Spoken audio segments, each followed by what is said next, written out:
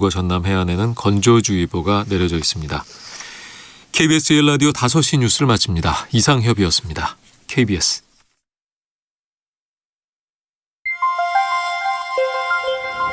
대한민국 중심 채널 KBS 1라디오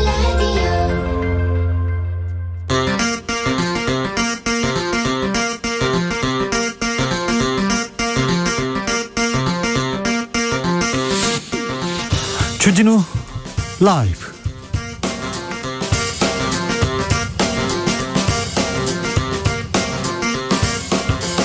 (2022년 1월 28일) 금요일입니다. 안녕하십니까, 주진우입니다.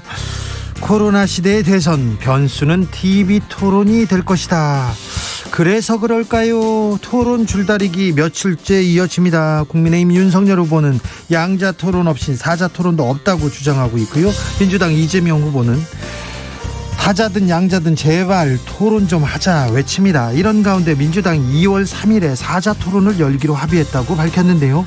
토론 공방 그리고 혁신 경쟁, 또 여야의 무공청 카드는 국민들에게 어떻게 마음을 살 수 있을까요? 정치연구소 영앤영에서 분석해봅니다. 북한이 연이어 미사일을 발사하고 있습니다. 새해 들어 6번, 이례적으로 많이 쏩니다. 이재명 후보는 강력히 규탄한다. 안보는 여야가 있을 수 없다면서 여야 대선 후보들에게 공동선언을 제안했습니다. 윤석열 후보는 압도적인 힘을 바탕으로 북한의 도발 의지 자체를 무력화하겠다는 입장을 밝히기도 했는데요. 북한이 계속 미사일을 쏘는 이유는 뭘까요? 정세현 전 통일부 장관과 함께 집중적으로 분석해 보겠습니다. 코로나 시대 세 번째 설 명절이 시작됐습니다. 오미크론 확산세 거세면서 연일 확진자 최다 기록하고 있는데요. 더 센 스텔스 오미크론이 나왔다고 해서 걱정도 됩니다. 정부는 설 연휴가 오미크론 유행의 가장 큰 변수가 될 것이라고 보고 고향 방문 등 이동 자제를 요청했습니다. 설 연휴 특별 방역 대책도 제시했는데요. 관련 내용 손영래 반장과 함께 분석해봅니다. 나비처럼 날아 벌처럼 쏜다. 여기는 주진우 라이브입니다. 오늘도 자중자애, 겸손하고 진정성 있게 여러분과 함께 하겠습니다. 설 연휴가 이제 시작됐습니다. 공항, 터미널, 기차역 북적이고 있는데요. 부디 안전하게 잘 다녀오시기 바랍니다. 건강하셔야 됩니다. 설 연휴에도 일하시는 분들 계시죠? 혼자 있는 분들도 계시죠? 혼자서 또 일하면서 외롭지 않게 주진우 라이브가 함께 하겠습니다. 주진우 라이브는 설 명절 연휴에도 생방송으로 쭉 여러분과 함께 합니다. 어디서 뭐 하면서 함께 하고 계신지 들려주세요. 그리고 코로나 명절 혼자도 외롭지 않게 특별히 어떻게 보낼 수 있을지 따뜻한 선물도 준비했습니다. 자, 허기진 속 든든히 채우라고 만두 보내드립니다. 만두. 설날 만두 좋죠. 사연 주시면 추첨해 보내드리겠습니다. 그러니 주진우 라이브하고 함께 해주십시오. 샵 9730, 짧은 문자 50원, 긴 문자는 100원이고요. 콩으로 보내시면 무료입니다. 그럼 주진우 라이브 시작하겠습니다.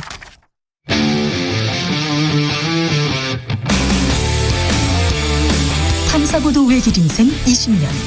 주 기자가 제일 싫어하는 것은?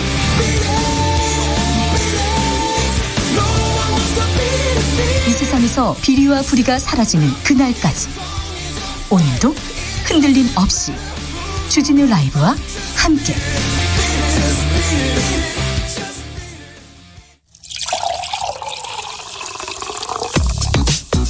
진짜 중요한 뉴스만 쭉 뽑아냈습니다. 주 라이브가 뽑은 오늘의 뉴스 주스. 정상근 기자, 어서 오세요. 네, 안녕하십니까. 코로나 확진자 또 최고치입니다. 네, 오늘 코로나 확진자 16,096명입니다. 어제보다 1,500여 명 늘었고요. 일주일 전보다 만여 명 가까이 많았습니다. 위중증 환자는 지금 아직까지는 잘 관리하고 있습니다. 네, 316명으로 더 줄었고요. 사망자는 24명이 나왔습니다. 내일부터 오미크론 대응책에 돌입합니다. 네, 내일부터 전국의 보건소와 대형병원 등에 설치된 코로나19 선별진료소에서 PCR 검사나 신속 항원 검사를 선택해서 받을 수 있습니다. 네. 그리고 다음 달 3일부터는 임시 선별진료소 그리고 병의원에서 신속 항원 검사를 먼저 하고 그리고 여기서 확진 판정을 받으면 PCR 검사를 받게 됩니다. 문재인 대통령 해외 순방 다녀왔는데 순방단 일부가 확진 판정을 받았다고요? 네, 이 순방단이 귀국할 때 이 문재인 대통령과 함께 전용기를 탄 것으로 전해져서 좀 우려가 나왔었는데요. 하지만 청와대는 극소수의 인원만 확진이 됐고 추가 감염 사례는 발견되지 않았다라고 밝혔습니다. 설 연휴가 이제 시작됩니다. 귀성길 정체가 걱정이네요. 네, 서울을 빠져나가는 구간에서 일부 지체 현상이 나오고 있는데요. 오늘 전국 교통량은 497만 대로 그중 수도권에서 지방으로 46만 대, 지방에서 수도권으로 45만 대가 이동할 것으로 예측이 나왔습니다. 네. 귀성길은 오늘 오후 6시에서 7시쯤 정점에 달할 것으로 예상이 되고 있고요. 밤 9시에서 10시쯤 해소가 될 것으로 전망이 되고 있습니다. 아, 네. 이제 뭐 귀성길이 그렇게 많이 막히지는 않는 것 같아요. 옛날에는 집에 가는데 12시간 걸렸다, 18시간 걸렸다, 아니야 나는 24시간 걸렸다, 이런 거 계속 친구들하고 얘기하는 것도 또 재미였는데 지금은 뭐 그렇게 정체가 크지는 않을 것 같은데 아무튼 6시에서 7시쯤 정점에 달할 것이라고 합니다. 이 시간 피하셨으면 합니다. 연휴 기간 동안 휴게소에서 뭘 먹는 거 금지됩니까? 네, 지난해와 마찬가지로 고속도로 휴게소에서 음식을 먹을 수 없습니다. 포장만 되고요. 네. 고속도로 통행료도 정상 부과됩니다. 네. KTX를 비롯한 철도 승차권은 창측 좌석만 공급이 되고요. 입석은요? 입석은 없습니다. 그리고 명절 연휴에 보통 시행됐던 대중교통 막차 시간 연장도 이번 설에는 하지 않습니다. 네. 그리고 안성, 이천, 용인, 내린천, 횡성, 백양사, 한평천지 휴게소 등 그리고 김천, 구미 KTX역에서는 임시 선별진료소가 운영됩니다. 네, 좀 문제가 있거나 아니면 몸 이상이 있어요, 아니면 저 좀 밀접 접촉한 것 같아요, 그러면 먼저 가서 선별진료소 진료 받아보는 것도, 이렇게 검사 받아보는 것도 방법입니다. 나와 가족을 위한 방법입니다. 토론을 하긴 합니까? 정치권에서 토론을 한다고 한 지가 며칠 됐는데 어떻게 한답니까? 네, 오늘 민주당은 국민의힘을 제외하고 이 민주당, 국민의당, 정의당이 회의를 한 결과 네. 여야 4당 대선 후보가 참여하는 4자 TV 토론을 열기로 합의했다고 밝혔습니다. 네, 국민의힘은요? 그리고 이와 별개로 민주당은 국민의힘이 여기에 참여를 하면 31일 국민의힘이 제안했던 양자 토론에 참여하기로 했다라고 밝혔는데요. 예. 국민의힘은 환영 입장을 냈습니다. 그러면서 즉각 실무 협상에 참여하자라는 입장이기 때문에 현재로서는 31일 양자 토론, 다음 달 3일 4자 토론이 유력하게 거론되고 있습니다. 그런데 토론을 위한 토론 과정에서 국민의당하고 정의당이 좀 화가 많이 났더라고요. 네, 이 국민의힘에서 4자 토론 말고 양자 토론을 계속 추진했기 때문인데요. 어제만 해도 안철수 후보는 나와 토론하는 게 무섭나 보다라고 얘기를 했고, 심상정 후보는 심상정은 물지 않는다라며 윤석열 후보에게 4자 토론 참여를 촉구하기도 했었습니다. 네, 설 연휴 시작됐습니다. 이번 대선의 가장 중요한 지점이 된다면서 각 후보들 공약지 신중의 신중을 기하고 있습니다. 네, 이재명 후보는 자신의 고향인 대구 경북을 방문할 예정으로 알려졌습니다. 안동이 고향이죠. 네, 이 대구 경북은 보수 텃밭으로 불리지만 그 이재명 후보가 13살까지 안동에서 자란 만큼 민주당은 TK에서 30%대 득표를 가능하다고 보고 유세를 이어나갈 계획입니다. 윤석열 후보는요? 네, 반면 윤석열 후보는 호남 지역 방문을 구상하고 있는 것으로 알려졌습니다. 네. 이 민주화 이후 이 국민의힘 계열 정당에서 호남에서 거둔 대선 득표치 최고치가 2012년 이 박근혜 후보의 10.5%였는데요. 윤석열 후보 측은 내심 20% 득표까지 가능하다고 보고 유세를 이어가고 있습니다. 20%나요. 네, 아무튼 이재명, 윤석열 후보 취약 지역을 공략할 예정이군요. 이재명 후보는 북한을 거세게 비판했습니다. 네, 이재명 민주당 후보는 오늘 오전 김포에 있는 해병대 이사단을 찾아서 하필 대선이 이뤄지는 시점에 북한이 집중적으로 미사일을 발사했다며 국론을 분열시키고 한반도의 불안정을 초래하는 행위로 매우 유감스럽게 생각하고 강력히 규탄한다고 밝혔습니다. 네, 윤석열 후보는 디지털 인재 양성 강조했네요. 네, 국가 차원의 일원화된 사이버 대응 체계를 구축하고 사이버 보안 10만 인재를 양성하고자 한다라고 얘기했고요. 이 초중등 교육과정 내에 소프트웨어 교육을 확대하고 100만 디지털 인재를 양성하겠다라고 공약했습니다. 흡연자를 위한 공약을 내세요? 네, 무조건 흡연자들을 단속하고 규제하는 것이 아니라 최소한의 흡연 구역을 제공하겠다라고 했고요. 여기에 들어가는 그 재원은 담배세 일부를 활용한다라는 방침으로 밝혔습니다. 네. 재밌네요. 국민의힘에서 대구 공천 하지 않기로 했습니다. 서초 갑은 공천하기로 했고요. 네, 국민의힘은 대선과 함께 치러지는 국회의원 재보궐선거 5개 지역구 중 대구 중남구에 후보를 내지 않기로 했습니다. 네. 곽상도 전 의원의 지역구였던 대구 중남구에 대해서 이 권영세 선대본부장은 이 대장동 게이트 관련 범죄 혐의 수사로 발생했다라며 공당으로 무한 책임감을 느낀다라고 말했습니다. 서초 갑은요. 공천을 하기로 했습니다. 이 서초갑은 윤희숙 전 의원의 지역구인데요. 네. 윤희숙 전 의원은 부친의 부동산 관련 의혹에 연루돼서 의원직을 사퇴한 바 있습니다. 그렇죠. 그런데 서초는 그냥 내고 대구는 공천하지 않겠다. 대구 무공천이다. 이렇게 얘기했는데 국민의힘 최고위원 김재원 최고위원이 무소속으로 출마하겠다. 당의 명령으로 무소속 출마한다. 이렇게 얘기하던데요. 네, 김재원 최고위원은 SNS를 통해서 당의 결정을 환영한다라면서도 환영한다. 당의 도움 없이 무소속으로 출마해 당선돼 돌아오라는 명령이라고 주장을 했습니다. 당의 명령이요? 네, 그러면서 무소속으로 출마로 인한 여러 가지 어려움을 모두 감수하겠다라고 말하기도 했습니다. 권영세 이 선대위원장 같은 경우에는 이 무소속 출마에 대해서는 어떻게 할 것이냐 여부에 대해서 막을 수는 없다라고 얘기를 했습니다. 그러면 지금 무늬만 무공천 이런 비판 받을 것 같은데요. 민주당에서 그렇게 비판을 하고 있습니다. 네, 비판 받지요. 아니 국민의힘 최고위원으로 맹활약하고 있는 분이 절로 나갔는데 나가는 건 못 막지 이렇게 얘기하면 이거 참 이 부분은 또 국민들이 어떻게 판단하실지 또 지켜보시죠. 아니 무속인들이 굿하는 것이 집회를 한다고요? 네, 우리나라 최대 무교 단체로 불리는 이 경천 신명회라는 조직에서 경천 신명회요? 네네. 설 연휴 이후 대대적인 집회에 나서겠다라는 입장을 밝혔습니다. 왜요? 정치권의 무속 논란이 이어지면서 이 전통 민속 종교인 이 무속을 비하하는 정치권의 비판 발언 수위가 도를 넘었다 이렇게 주장을 하고 있고요. 예. 무속이란 단어 대신 무교를 사용해달라라고 주장했습니다. 무교. 또 특정인 때문에 무교 전체가 과도하게 비판받는 현 세태는 온당하지 않다라고 주장했고요. 지금 현재 논란이 되는 건진 법사는 교단 사람이 아니다라고 주장하기도 했습니다. 아니 그 교단도 아니다. 네.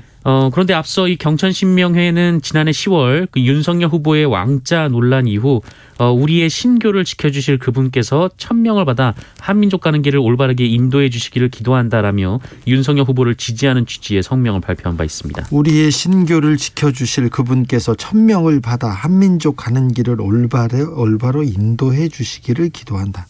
천명을 받아 한민족. 네, 왕자. 알겠습니다. 아무튼 무속인들이 집회를 열다고요? 네, 좀 지켜보겠습니다. 경천 신명의 분들 저희가 좀 여기에 계신 분들 모셔다가 인터뷰도 좀 하고 싶습니다. 좀 자세히 들어보겠습니다. 기독교계에서는 김건희 씨를 비판하는 성명을 냈어요. 네, 기독교인들로 구성된 이 무속 정치, 비선 정치를 염려하는 그리스도인 선언자 800여 명 일동이란 단체는 어제 국회에서 기자회견을 열었는데요. 네. 윤석열 후보는 손에 왕자를 새긴 후보라고 그리고 김건희 씨는 접신한 여성이라고 비판을 했습니다. 또한 선거 캠프에 무속인이 참가했다는 논란과 관련해서 무속 정치를 규탄한다라고 주장하기도 했습니다. 얼마 전에 불교계에서 민주당을 좀 비판하기도 했는데 참 불교, 기독교계 또 무교 좀 바람잘 날 없군요. 헌법재판소가 개성공단 폐쇄 합헌 결정을 내렸네요. 네, 정부의 2016년 개성공단 전면 중단 조치는 재산권 침해와 적법 절차 위반에 해당되지 않는다라는 헌법재판소 판단이 나왔습니다. 예. 이 박근혜 정부가 대북제재 차원에서 개성공단 전면 중단을 발표했고 이 개성공단 기업 비상대책위원회가 헌법소원을 낸 바 있는데요. 헌법재판소는 투자기업인 청구인들이 입은 피해가 적지 않지만 대통령의 판단이 명백히 잘못이라고 보기 어렵다라고 했고요. 재산권이 제한됐지만 이를 재산권 침해로 보기 어렵다라고 봤습니다. 네. 헌법재판소에서 이렇게 판단을 했습니다. 그래서 알겠습니다만 헌법재판소의 판결이 너무 2016년 사건인데 그리고 그때 일어난 건데 너무 늦게 좀 판단을 해주시는 거 아닌가 그런 생각을 좀 합니다. 네. 좀 빨리 좀 판단을 해주셨으면 합니다. 판사님들 말입니다. 네. 여기까지 듣겠습니다. 주스 정상근 기자 함께했습니다. 감사합니다. 고맙습니다. 대선을 앞두고 정치권의 혁신의 바람 외침 거셉니다. 청년 장관 시대 만들겠다, 청와대 해체하겠다, 이런 얘기 계속 나오는데 이 민심을 얻을 수 있을까요? 민심 얻기 위한 쇼다, 이런 말도 나옵니다. 정치권은 진정으로 국민 앞에서 변할 준비가 돼 있을까요? 민주당의 혁신에 대해서 먼저 물어보겠습니다. 민주당 정당 혁신 추진위원장 장경태 의원, 안녕하세요. 네, 안녕하세요. 장경태입니다. 자, 민주당에서 쇄신을 외치면서 쇄신안을 내놨습니다. 그 주요한 쇄신안의 핵심 그리고 방향성 알려주십시오. 이번 주 저희 더불어민주당은 혁신 위크라고 할 정도로 계속 연이어 릴레이 혁신안을 내놨습니다. 월요일 7일 내에 백의종군 선언, 화요일 송영길 당대표의 불출마, 또 무공천 선언이 있었고요. 수요일에는 이재명 후보께서 정치교체, 국민내각을 말씀하셨습니다. 목요일에는 저희 정당혁신추진위원회가 이 후보님의 혁신 의지를 입법으로 뒷받침하는 혁신 7법을 발의했습니다. 이 삼선 연임 초과 제한이라든지 면책특권, 또 불체포특권에 대한 제한, 또 국회의원 국민소환제, 위성정당 방지법, 청년 기탁금 완화 등 다양한 혁신안을 입법으로 법안으로 발의하게 되었습니다. 네, 핵심을 얘기했는데 86 쇄신안에 대해서는 얘기가 없네요. 더불어민주당 초선 의원 33명이 잠시 전에 국민의 고통을 덜고 희망을 보여줄 비전을 제시하지 못했다면 그런 정치를 계속할지 스스로 고민해야 한다면서 다선 의원들 용태 압박했습니다. 86 세대 쇄신도 압박한 거 아닙니까 지금? 저희가 86세대, 꼭 80년대 학번, 60년대생들이 문제다라고 주장하진 않았는데요. 네. 오히려 세대 균형이 중요하고 또 세대 균형을 이루어야 세대 조화가 중요하다고 생각하고 있습니다. 이런 부분에 대해서 저희 정당혁신추진위원회에서도 다양한 논의가 이루어지고 있고요. 아마 설 연휴 이후에 발표할 예정입니다. 그러면 86세대 쇄신안 이렇게 나와서 이걸 가지고 회의하거나 이렇게 토론하진 않았나요? 아마 김종민 의원님께서 발언을 하시긴 했는데 저희가 86세대를 특정해서 논의한 적은 없습니다. 그렇습니까? 네. 자, 얼마 전에 민주당 보궐선거 무공천, 이거 굉장히 중요한 결단인데 이거 쇼에 불과하다 이렇게 주장하던데 이거에 대해서는 어떻게 보십니까? 쇼도 못하는 국민의힘의 주장이라고 보고요. 예를 들면 이 권영세 총괄본부장이나 주호영 의원이 불출마 선언을 했나요? 혹은 윤핵관 분들이 백의종군 선언을 했나요? 네. 또 본인들의 귀책 사유가 있는 서초, 대구에 대해서 무공천, 대구에 한해서 무공천한다고 하는데 그러자마자 현직 최고위원인 김재원 의원이 탈당하겠다, 무소속 출마하겠다고 해서 오히려 국민의힘의 정치쇼가 너무도 명확한 것 같습니다. 그렇습니까? 삼선 초과 금지 조항, 이 부분은 굉장히 국민들한테는 환영을 받는 것 같은데 이 정당 안에서 민주당 내에서 이게 자리 잡을 수 있을 것 같습니까? 3선 이상 의원들 반발하지 않을까요? 여러 가지 혁신에 대한 공감은 하고 계시고요. 다만 이 제도화에 대한 고심이 좀 있는 것 같습니다. 그런 부분들에 대한 의구심들을 사라지게 하기 위해서 어제 저희 정당혁신추진위원회는 이 혁신 7법을 발의했습니다. 국회법, 공직선거법, 정치자원법 법안을 발의해서 만약 이 국민의힘이 이 허황된 얘기다, 혹은 쇼다라고 한다면 지금 현재 국회 정개특위가 열려 있는 상황입니다. 네. 여야 간사 간에 합의를 하신다면 쇼가 아닌 실제 대한민국 정치 역사를 바꿀 중요한 혁신 법안이 이번 26대 국회 정개특위에서 통과될 수 있다고 기대하고 있습니다. 송영길 민주당 대표 2030당으로 만들겠다. 30% 이상 청년 공천하겠다 이런 얘기했어요. 현행 저희 당원 당규에도 전 지역구 청년 의무 공천 조항이 있고요. 광역의원의 20%, 기초의원의 30% 의무 조항이 있습니다. 중요한 것은 지도부의 의지입니다. 저희 더불어민주당은 여러 청년 관련된 이 당원 당규 조항이 있기 때문에 그 당원 당규만 준수하면 저는 충분히 2030 당이 될 수 있다고 보고요. 네. 그에 반해서 국민의힘은 청년 관련된 조항 자체가 없습니다. 그렇기 때문에 자체가 없어요?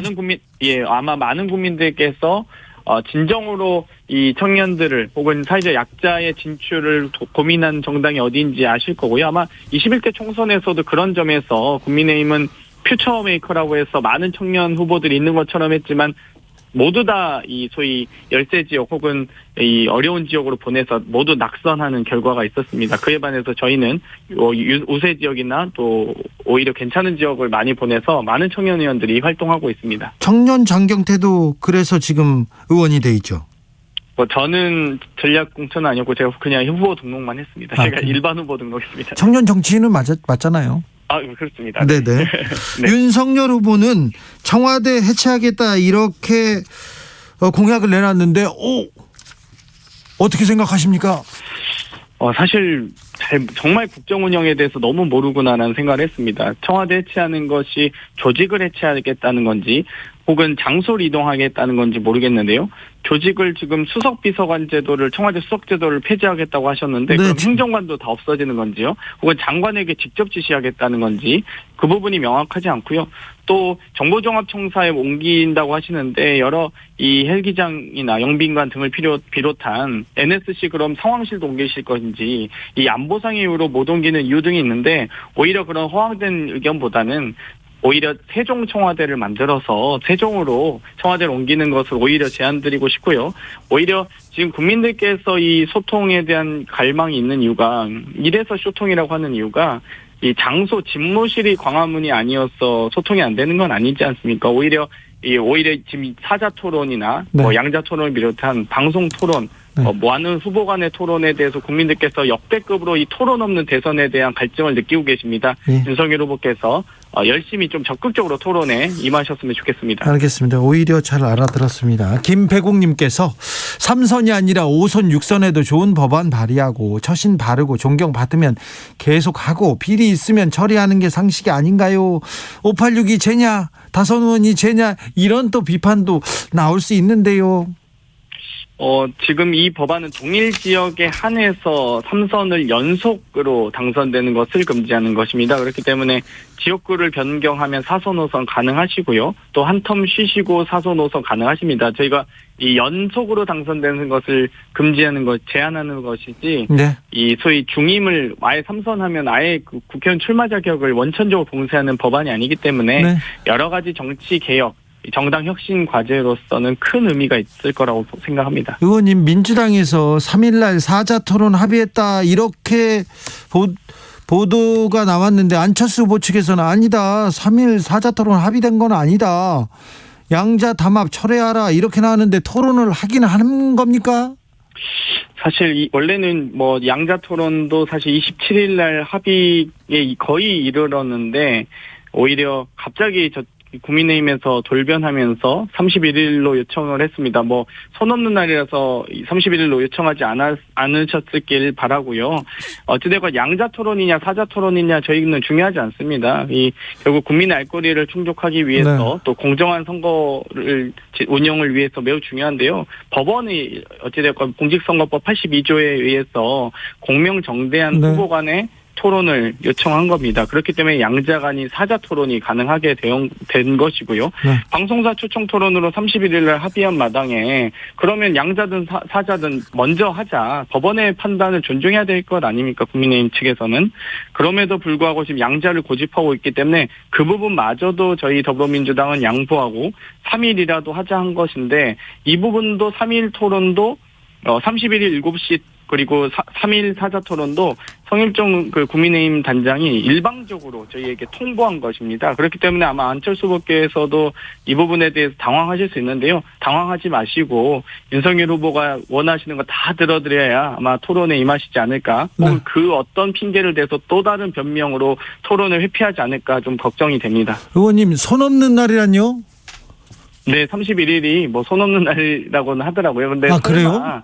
27일에 사실 바로 어제죠. 만약 합의대로 상당히 합의에 이르렀던 27일 안이 적용이 됐다면 이미 어제 토론했어야 되는데 31일로 갑자기 돌변해서 이 날짜를 변경했던 갑자기 변하기는 했죠. 네, 그렇습니다. 네. 그 이유는 모르겠습니다. 네네. 네. 자, 청년 의원, 초선 의원, 청년 초선 장경태 의원. 자, 민주당이 국민들의 마음을 얻고 있지는 않은 것 같아요. 좀 부족한 것 같습니다.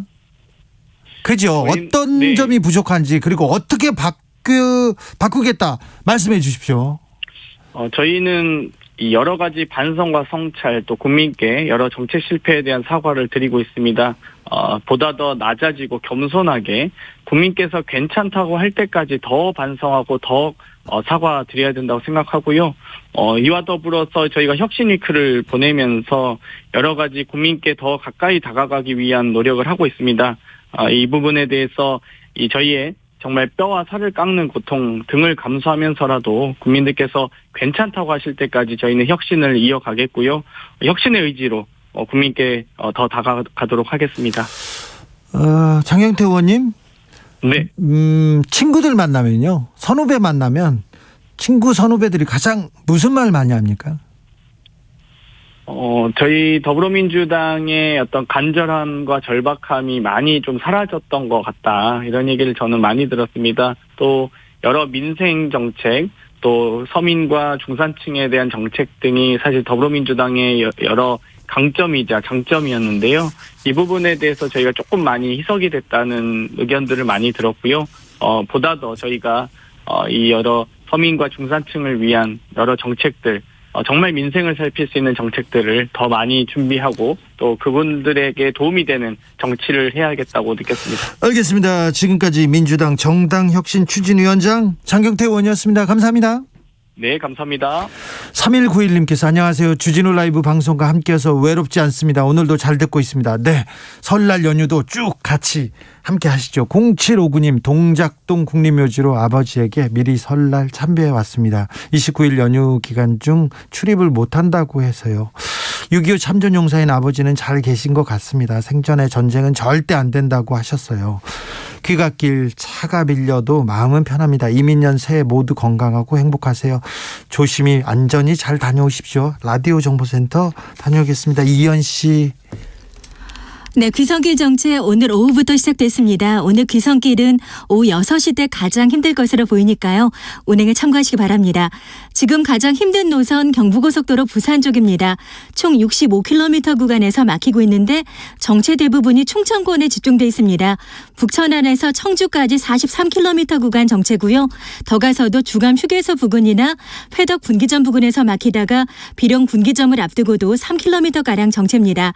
수도권 구간 양방향이 모두 어려운데요.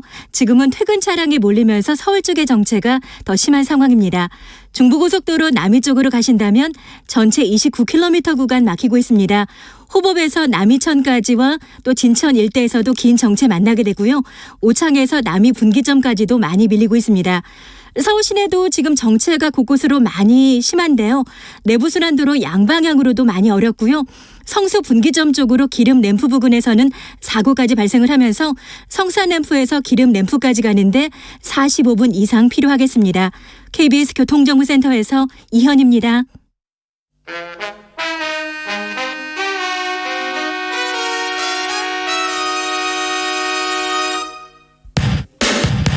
주진우 라이브 돌발 퀴즈. 오늘의 돌발 퀴즈는 객관식으로 준비했습니다. 문제를 잘 듣고 보기와 정답을 정확히 적어 보내주세요. 내일부터 선별진료소를 중심으로 2월 3일부터는 국내 모든 검사기관에서 새로운 코로나 진단검사 체계가 가동됩니다.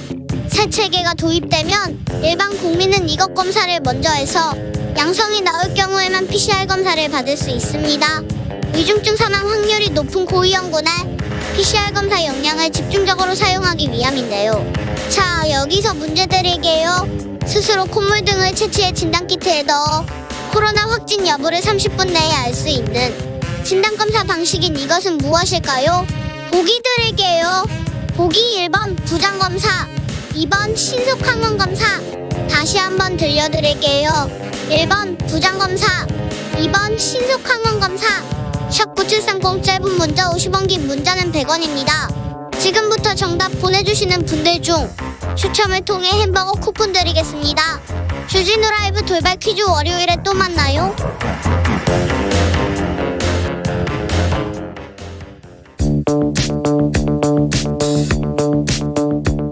대한민국 정치의 새로운 100년을 준비한다. 21세기형 국회 싱크탱크 정치연구소 영앤영. 정치권에 보내는 정말 고급진 정치 컨설팅, 오늘도 뜨겁게 분석해 보겠습니다. 박시영 TV 진행자죠. 정치는 데이터다, 정치는 과학이다. 박시영 대표. 네, 반갑습니다. 아니다, 정치는 촉이다, 정치는 감이다. 부를 만드는 경험의 힘 저자 최영일. 안녕하십니까. 네, 두 분 잘 오셨어요. 네. 자, 하나 알려드릴게요. 네. 두 분들은 모르는 거 하나 알려드릴게요. 이재명, 윤석열 31일 양자 토론, 4달 3일은 사자 TV 토론. 네네. 합의를 한 것 같은데, 네네네. 네. 이제 좀 5분 있다 달라질 수도 있어요. 아, 그렇죠. 이거 토론할 수도 있어요. 실무 협상을 해야 되는데 네. 이제 방식이라든가 룰을 싸움을 하겠죠 지금. 제가 물어볼게요. 토론을 하기는 한답니까? 제가 알기로는 그 국민의힘 측에서 네. 윤석열 후보가 안철수 후보와 토론하는 것을 별로 달가워하지 않는다. 이런 얘기들이 국민의힘 네네네. 쪽에서 나오고는 네. 있습니다. 그런데 이제 TV 토론을 회피한다. 이런 그 소극적이다. 그렇죠. 이런 어떤 비판을 좀 받다 받죠. 보니까 이제 오늘 이제 전향적으로 좀 나서긴 했는데 네. 실제 이제 말씀하신 대로 실무 협상 과정에서는 디테일의 함정이 있지 않습니까? 네네네. 그래서 거기서 만약 완강하게 뭐 어떤 부분을 주장하기 시작하면 또 틀어질 수도 있거든요. 왜냐하면 지금 이제 국민의힘 쪽의 선거 전략은 후보 단일화 쪽보다는 안철수 후보와의 단일화보다는 안철수로 가 있는 보수층들을 일부 흡수만 한다면 다자 대결 구도에서도 이길 수 있다. 네. 이런 어떤 독자 노선 쪽에 힘이 좀 더 실리고 있는 양상이에요. 그런 것 같아요. 이준석 대표도 그런 생각을 네. 갖고 네. 있는 것 같고, 그리고 또 안철수 후보의 입장에서는 TV 토론을 한 2-3번 해보지 않는 이상은 단일화 여론조사에 나설 필요성을 네, 못 네, 느끼는 거 아닙니까? 네. 그렇게 했을 때 TV 토론도 안 해보고 나서면 뭐 질 게 뻔할 텐데 여론조사 상으로 쉽지 않은데, 그러면 TV 토론이 만약에 2월 초에 이루어지지 않는다면 법정 TV 토론만 남거든요. 그렇죠, 그렇죠. 그러면 법정 TV 토론 2월 21일, 2월 25일, 3월 2일인데 네. 투표용지 인쇄가 2월 27일이에요. 네. 그럼 2월 25일은 의미가 없거든. 그 뒤에 여론조사 할 수가 없기 때문에. 네. 그렇게 본다면 2월 21일 날 그 토론만 남기 때문에 시간이 많지 않네요. 시간이 별로 시간이 없어요. 없어요. 자, 그러면 어떻게 되는 겁니까? 제가 보기에는 일단은 이렇게 됩니다. 양자 토론을 해보겠죠. 이건 윤석열 후보가 준비하던 거예요. 다자 토론 이 가처분 인용에서 왜 약간 이제 혼돈이 있었냐면, 그러니까 정치 신인인 윤석열 후보는 항상 준비를 해야 되기 때문에 처음 해보는 거죠. 그래서 시간을 벌어야 돼. 경선을 하긴 했지만, 네. 근데 지금 이런 거예요. 나는 이제 축구를 지금 이제 준비하고 있었는데 갑자기 야, 전투 축구야. 공을 5개 때려 넣어. 그럼 이거는 축구랑 전투 축구는 다른 거예요. 군대 가 보시면 알지만. 아니, 군대는 또 예, 그러니까 갑자기 안철수 심상정 예상치 못했던 복병들인데, 그러니까 이건 지금 하면 안 되는 거죠. 이 1대1 토론을 준비하던 입장에선. 그러니까 1대1 토론 먼저 해야 돼라고 주장을 했고, 민주당은 최대한 다 받아줍니다 지금. 왜냐하면 우리 때문에 토론이 안 돼, 성사되지 않았다는 얘기를 듣고 싶지 않은 거예요 민주당은. 분리해도 다 받아줘. 그럼 어느 조건까지야? 지금 이렇게 가는 거고, 이 양자 토론을 했는데 윤석열 후보가 득점보다 실점이 많았다고 판단하면 며칠 후에 있는 사자 토론, 다자 토론에 나오지 않을 가능성도 있어요. 아, 그래요? 왜냐하면 회피의 비난을 감수하고라도 링 위에 올라가서 맞는 유효타가 더 많다고 판단되면 그거는 득실 계산을 해볼 거예요. 아니, 그리고 1월 31일 날 양자 토론을 했을 때 그게 만약에 성사가 된다면 네. 종편에서 중계할 가능성이 있습니다. 사실 윤석열 후보 측에서 나름대로 염두에 둔 네. 카드가 그런 부분이거든요. 그렇죠, 종편은 그렇죠. 아무래도 시청자층이 보수적인 성향 있는 분들이 많이 아니면 뭐 보시기 보도 때문에 전문 채널이든. 그리고 네. 진행자를 조금 네, 더- 그럴 수 있죠. 왜냐하면 네. 그렇지 않으면 이제 뭐 YTN이나 이런 네네네. 데들이 해야 할 텐데 그런 부분들을 염두에 둔 측면도 있을 것 같고요. 또 공교롭게 오자와 관련된 얘기들이 많이 돌고 있습니다. 맞아요. 과거 이제 그 윤석열 후보의 뭐 차량인가요? 그다음에 네네. 뭐 장모 생일 뭐 여러 번호. 얘기들이 떠돌았는데 또 뭐 이제 기자에게 준 사례비도 105만 원. 뭐 그런 얘기가 떠돌았는데 공교롭게도 1월 31일이 일자 3자 일자를 합치면 5다. 2월 3일도 2자 아이고. 플러스 3은 5다. 뭐 이런 얘기들도 네네. 아니, 설마요. 아니 설마 그러지는 않겠지만 그러진 그런- 않겠죠? 그런 의혹들 때문에 이런 얘기까지 떠돌고 있습니다. SNS 구설이 떠돈다. 아유, 설마 그러니까 거기까지요. 민주당은 그렇게 얘기했죠. 왜 굳이 1월 31일? 왜냐하면 1월 31일 저녁 7시에서 9시까지 다자 토론 예정 이랬는데 이재명 후보가 당일 하루라도 양자 토론도 하고 난 다자 토론도 하겠습니다. 다 받겠습니다. 그랬더니 지금 국민의힘에서는 굳이 1월 31일 저녁에 해야 된다는 거 아니에요, 양자 토론을? 처음부터 그랬어요. 네. 처음부터. 그러니까 네. 너무 이 날짜 시간에 좀 집착하는 느낌이 드니까 지금 이제 박시영 대표가 얘기한 것 같은 SNS 아니, 구설도 지금 있는 거죠. 여론조사 업체나 언론사들이 굉장히 곤혹스럽고 왜냐하면 되게 이제 휴대폰 가상번호는 열흘 전에 신청을 하거든요. 그러면 되게 이제 마지막 2월 2, 3일쯤에 되게 여론조사 많이 계획을 잡았을 거예요. 받아서. 연휴 마치고 그리고 이제 4일날 뭐 이렇게 보도자를 내고 조사 결과를 발표할 생각을 했는데 2월 3일날 TV토론이 성사가 되면 TV토론의 결과가 반영이 안 된 채로 여론조사가 이루어질 가능성이 있습니다. 자, 알겠습니다. 그것도 디테일이네요. 박시영 데이터를 한번 좀 돌려보겠습니다. 돌려보죠. 자, AI.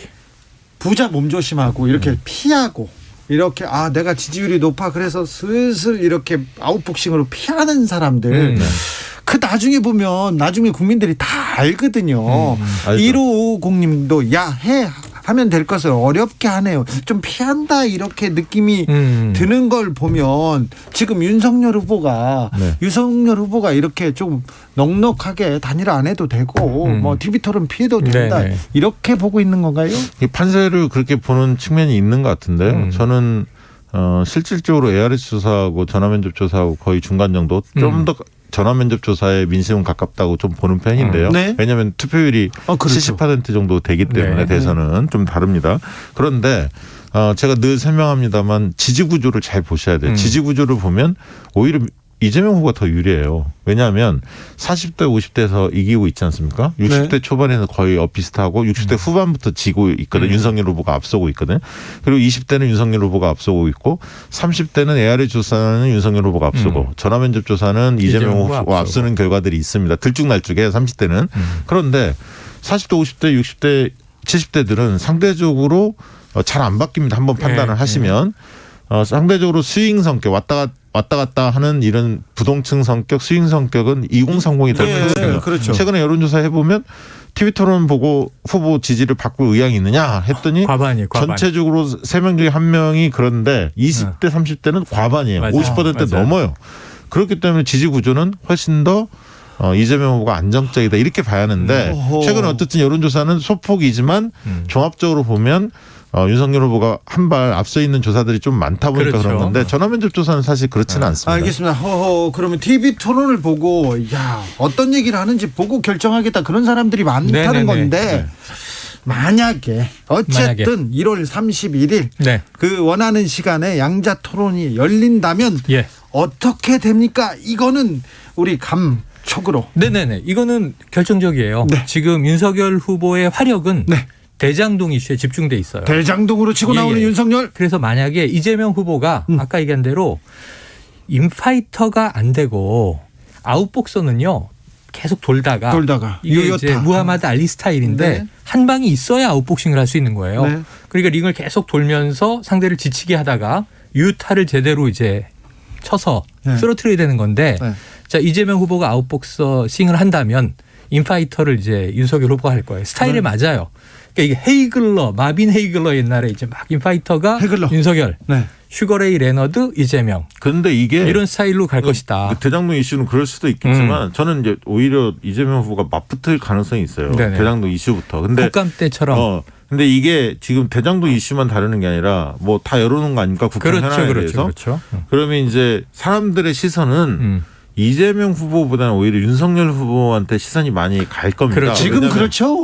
윤석열 후보가 상대적으로 국정 준비가 좀 덜 된 거 아닌가라는 의구심이 있지 않습니까? 이제 이런 부분들 불식시킬 수 있느냐 이 부분에 아마 초점이 가야 있을 것 같고요. 관심은 거기 있습니다. 그리고 이제 그 윤석열 후보 입장에서는 TV토론 많이 안 하고 싶은 게 TV토론 아직 숙련이 덜 돼 있다는 측면도 있겠지만 또 한 가지는 뭐냐면 지금 윤석열 후보를 지지하는 핵심 지지층의 지지 이유는 정권 교체를 원해서 지지하는 거거든요. 후보에 대해서 마음이 들어서기보다는 문재인 정권이 싫고 이재명 후보가 싫고 이런 요인들이란 말이죠. 왜냐하면 우리가 여론조사 해보면 그게 나오지 않습니까? 그런데 이재명 후보 지지층은 후보의 능력과 자질, 일을 잘할 것 같아서 정책 공약이 마음에 들어서 이게 이제 핵심 지지 이유예요. 결국은 구전에서 예를 들면 TV토론이나 이런 게 자꾸 나오면 나올수록 인물이 부각이 될 수밖에 없어요. 구도가 부각이 되기보다는 네, 인물이 네. 부각이 되기 때문에 그런 점에서 윤석열 후보가 좀 준비가 미흡한 점도 있겠지만 그게 구도상 전략상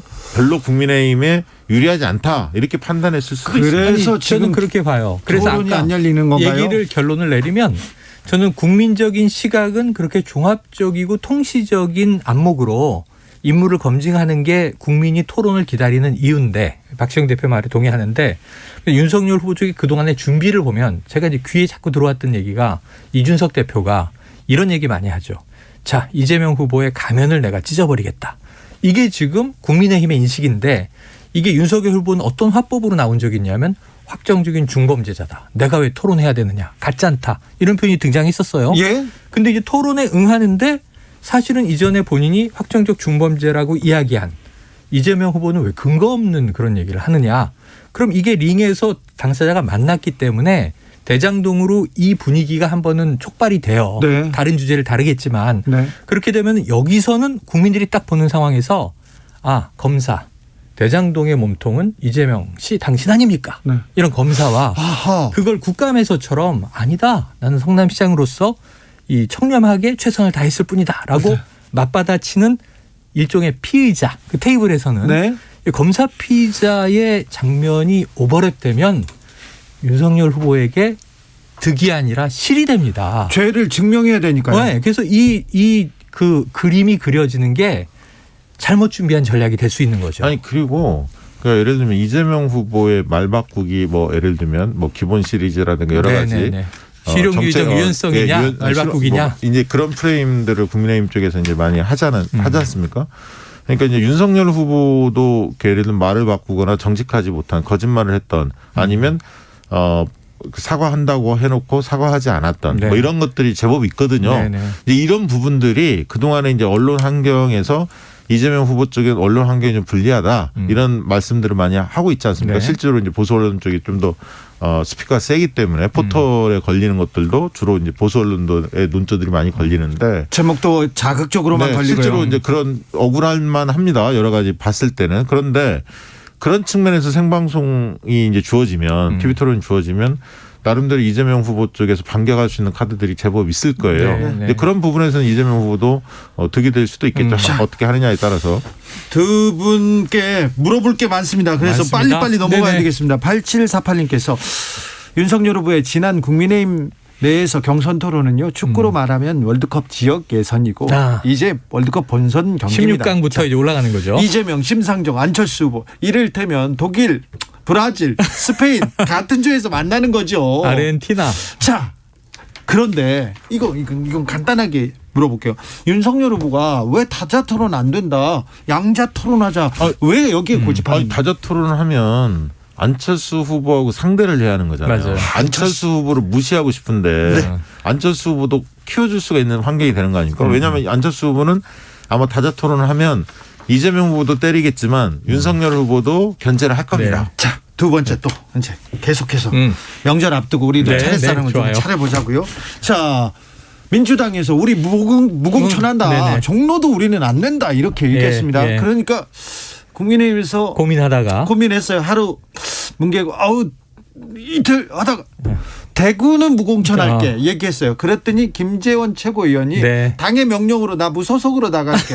이거는 어떻게 영향을? 그래서 이게 김재원 최고위원이 그걸 속으로 생각하고 그렇게 실행할 수는 있는데 그게 무공천 발표가 속보로 나온 지 얼마 안 돼서 선언했어요. 그 얘기를 해버리니까 오늘 낮에 시사본부에서 제가 이 전화 인터뷰를 했거든요. 당사자래요. 바로 그 얘기를 하시더라고요. 그래서 제가 좀 놀랐어요. 놀란 게 뭐냐면 당의 지시를 난 그대로 이행하여 당의 명령으로 나는 이것을 이렇게 해석했다. 나는 이제 탈당해서 무소속으로 대구 그 이제 재보선에서 승리하고 복당할 것이다. 근데 이게 이틀 전에 조대원 전 고양시청 네. 당협위원장이 네.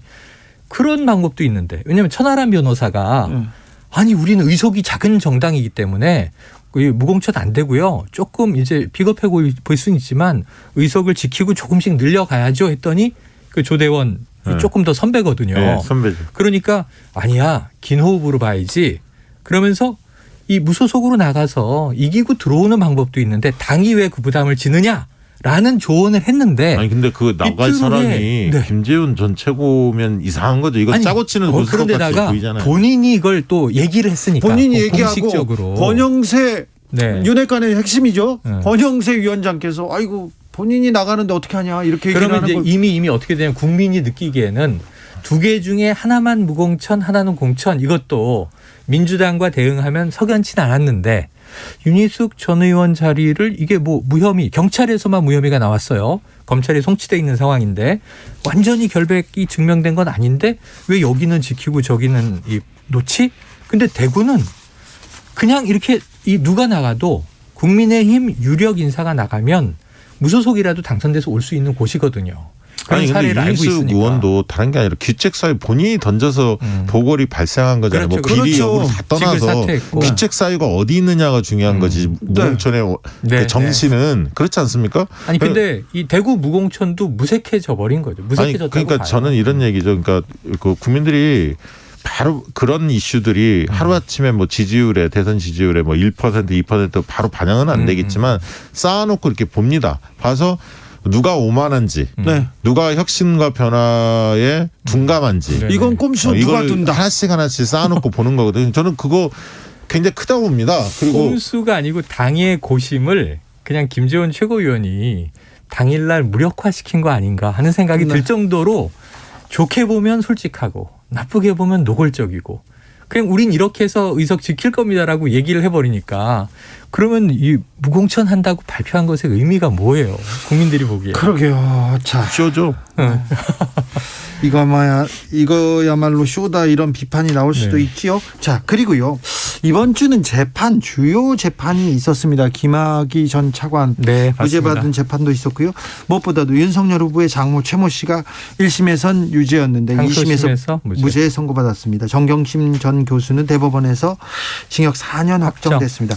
이런 주요 재판들 네. 각 지지층에는 엄청난 영향을 미칠 것 같은데 네. 전체 판세는 어떻게 영향이 끼칠까요? 보수 지형에 안 좋게 돌아가죠. 보수에. 자, 뭘 보면 아시냐면요. 종합편성 채널도 그렇고 보수 성향의 신문이라고 우리가 얘기하는 쪽이 네.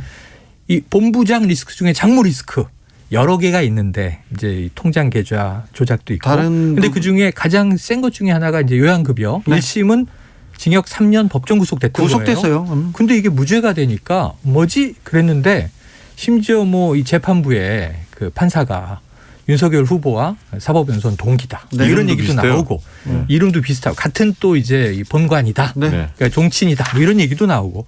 그러니까 이걸 왜 이런 게 대중에게 회자될 때는 뭔가 석연치 않다라는 거예요. 근데 이게 진보 지지층 내의 논리와 보수 지지층 내의 논리가 다를 수 있는데 이번 주에 판결이 여러 개가 나왔는데 기가 막히게 한쪽에는 유리 한쪽에는 불리 이렇게 딱 떨어졌어요. 정치적으로 볼 때는 그렇죠. 그러면 이게 좋게 작용하지 않아요. 그러면 지금 보수 성향의 매체들이 이거 봐라 장모는 무고하지 않느냐 가족 리스크 하나 해결됐다 이렇게 크게 나와야 되는데 보도 안 해요. 잘 보세요. 맞습니다. 보도 안 해요. 맞습니다. 그러니까 법적으로는 해방시켜 줬는데 어찌 보면 이걸 언론에서는 활용하지 않아요. 아니 그것도 이해가 안 가는 게 검찰이 그 재판부의 그 관계가 이 저기 장모하고 윤석열 그 후보와의 관계 속에서 이 재판관이 그렇게 그 굉장히 각별한 사이였고 네. 과거에. 변호사도 그러면 적어도 변호사도 그렇고 변호사도 그렇고 그러면 이게 저기 기피 신청을 해야 하는데 네. 회피했어야죠. 책임을 방기한 거 아니냐 이런 비판에서 자유롭지 못하죠. 그리고 특히 이제 회피했었는데 왜 안 했는지 네. 그런 비판이 지금 언론에서 나오고 아니, 있습니다. 김학의 건도 마찬가지잖아요. 사실 김학의 건에 대해서 국민적인 분노가 있잖아요. 그렇게 처리하는 것에 대해서 맞습니다. 이해하겠습니까? 이건 진영 논리가 아니고 네. 김학의 뇌물 혐의는 무죄지만 네. 사실은 공소시효를 흘려보낸 성접대 의혹 네. 이거에 대해서는 제 식구 감싸기의 비판이 사라지기 어렵습니다. 아무튼 왜냐하면 이게 쌓이면 어떤 현상이 벌어지냐면 한마디 짧게 들으면 검찰 출신들 다 제 식구 감싸게 한다. 맞아요. 왜냐하면 김건희 씨도 지금 도이치모터스 소환 수사를 안 하고 있지 않습니까? 네.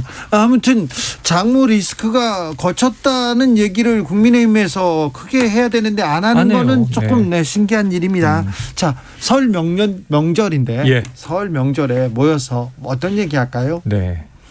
무슨 얘기할까요? 설명절에 뭐 당연히 그 얘기겠죠. 누가 유리하대? 이런 거 서로 물어보는데 옛날처럼 이 어르신들이 누구 찍어야지. 뭐 누구는 뭐 옛날처럼 뭐야 뭐 이런 얘기는 안 하실 거예요. 요새는 그런 분위기가 아니에요. 요새는 어떤 분위기입니까? 그리고 많이 모이지도 못해. 서로 뭐라 그러냐면 자기 속내를 잘 얘기 안 하시더라고 어르신들도. 제일 걱정하는 분들은 어쨌든 자영업 소상공인 하는 분들이 이제 생계가 좀 어려워졌잖아요. 여러 가지 이제 네. 그런 얘기들이 일단 나올 것 같고. 먹고 사는 얘기. 그다음에 이제 오미크론이 확산되니까 이제 건강 그 어쨌든 방역과 관련된 여러 가족들 네. 그 안부도 묻고 그런 얘기가 이제 주될 거고 아무래도 대선이 밥상에 오를 수밖에 없습니다. 시기가 시기인 만큼. 그렇죠. 그래서 이제 뭐 들어보겠죠. 근데 과거처럼 말씀하신 대로 누구 찍으라 해서 찍는 게 아니잖아요. 맞아요. 이제 거기에서 논리 대 논리, 감정 대 감정이 아마 가족 내에서도 이견들이 있을 테니까. 근데 어디서 더 표출할 가면 거고. 싸우는 질 아니까 예. 요즘은 잘 안 싸우세요. 근데 이제 쉽게 얘기해서 그 대선에 대해서 정치에 관심이 별로 없는 분들도 계시잖아요. 근데 관심이 많은 분들이 이야기하면 약간 영향을 끼칩니다. 네네, 그렇습니다. 그런 부분들을 누가 네네. 주도할 거냐 그런 것도 이제 관심 포인트죠. 그래서 그렇죠. 저는 토론이 뭔가 인물대물 좀 국민들이 직접 평가할 수 있는 계기로 이거는 윤 후보든 이 후보든 다른 후보들이든 그냥 진솔한 모습으로 한번 이 정치 소비자에게 정치 상품으로서 비교 분석할 수 있는 정보가 제공되는 장이 되길 꼭 바라요. 그렇게 되길 바라보겠습니다. 설 명절이 지금 대선 코앞에서 명절이라 또 하나 거의 처음 변수가 같은데. 처음이죠. 설명절 지나면 바로 베이징 동계올림픽이에요. 그러네요. 너 관심 없어. 관심 있어. 있어? 네. 예. 그럼 우리가 평창을 했던 나라인데. 알겠어요. 그래요? 최영일, 박지영 두 분 네. 감사합니다. 고맙습니다. 설 잘 보내시고요. 새해 복 많이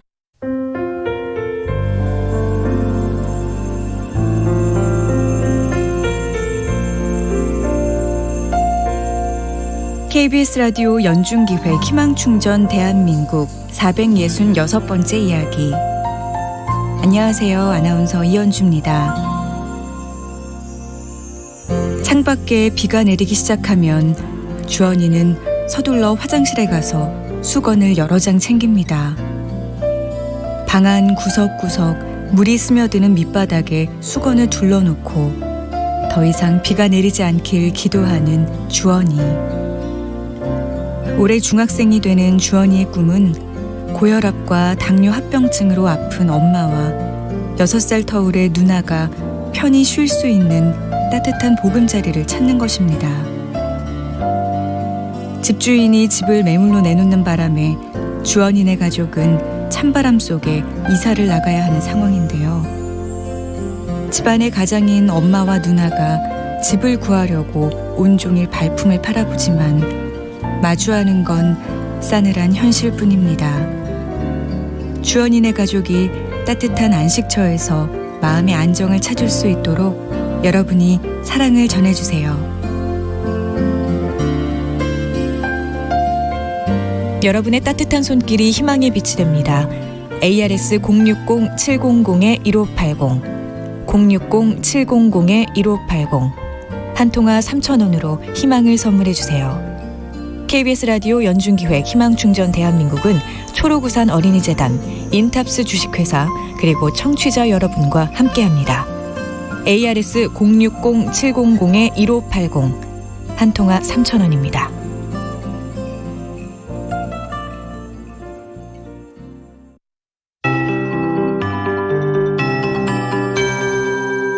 KBS 58분 날씨.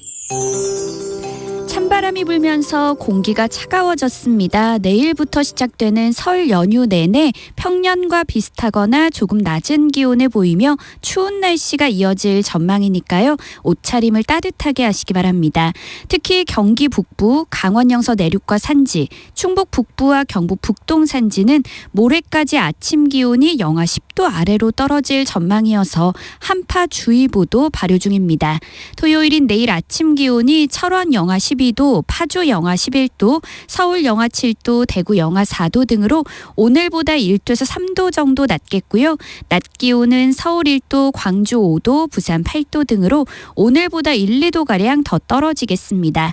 내일 하늘은 전국이 대체로 맑겠고 공기도 깨끗하겠지만 대기가 무척 건조하겠습니다.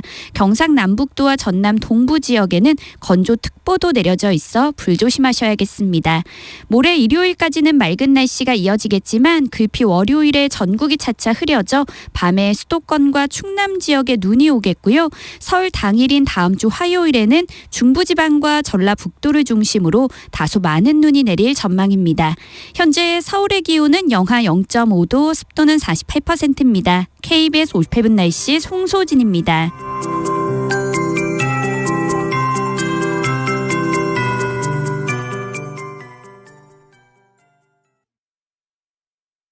정성을 다하는 국민의 방송 KBS가 6시를 알려드립니다.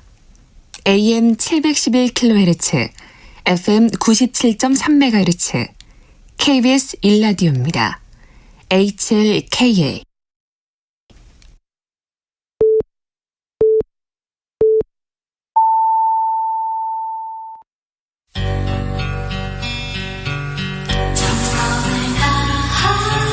정성을 다하는 국민의 방송 KBS 주진우 라이브. 그냥 그렇다고요. 주진우 라이브 2부 시작했습니다. 고향길 가시다가 주진우 라이브 만나신 분들 계시죠? 이 지역에 따라 2부부터 들으시는 분들 계시죠? 지금 막 라디오 드신 분들도 계시죠? 다 잘하셨습니다. 어서 오십시오. 저희는 7시까지 함께 하겠습니다. 못 들은 일부는 방송이 끝난 후 유튜브에서 주진우 라이브 검색하시면 들으실 수 있습니다. 라디오 정보센터 다녀오겠습니다. 조진주 씨. 내일부터는 보건소 선별진료소에서 자가 검사 키트를 활용한 신속 항원 검사가 시작되고 다음 달 3일에는 동네 병의원으로까지 단계적으로 확대됩니다. 중대본은 선별진료소에 자가검사 키트를 배송했으며 내일부터는 보건소 선별진료소 256곳에서 신속 항원 검사를 실시하게 된다고 밝혔습니다. 서울시내 식당, 카페 등 시설 11종에 적용되고 있는 이른바 방역패스 제도의 효력을 멈춰달라는 집행정지 신청을 법원이 기각했습니다. 재판부는 일부 다중이용시설에 대해 방역패스를 임시 방편으로라도 실시해야 한다는 공익적 필요성이 있다고 밝혔습니다. 이재명, 윤석열 대선 후보 간 첫 양자 토론이 설 연휴 기간인 오는 31일 우여곡절 끝에 열리게 됐습니다. 이어 다음 달 3일에는 첫 사자 TV 토론이 열릴 전망입니다. 한편 법원은 허경영 국가혁명당 대선 후보가 원내 4개 정당 후보만 참여하는 TV토론 방송을 중지해달라며 신청한 가처분 사건을 기각했습니다.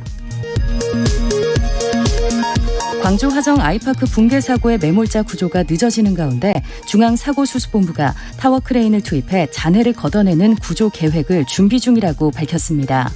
또 무너진 건물 27층과 28층에서 발견된 실종자를 구조하기 위해 29층에서 구멍을 뚫어 진입을 시도 중이라고 설명했습니다. 은행권 가계대출 금리가 또다시 0.05%포인트 오르며 3개월 연속 3%를 넘어섰습니다. 주택담보대출 금리는 7년 7개월 만에 가장 높은 수준을 나타냈습니다. 지금까지 라디오 정보센터 뉴스였습니다.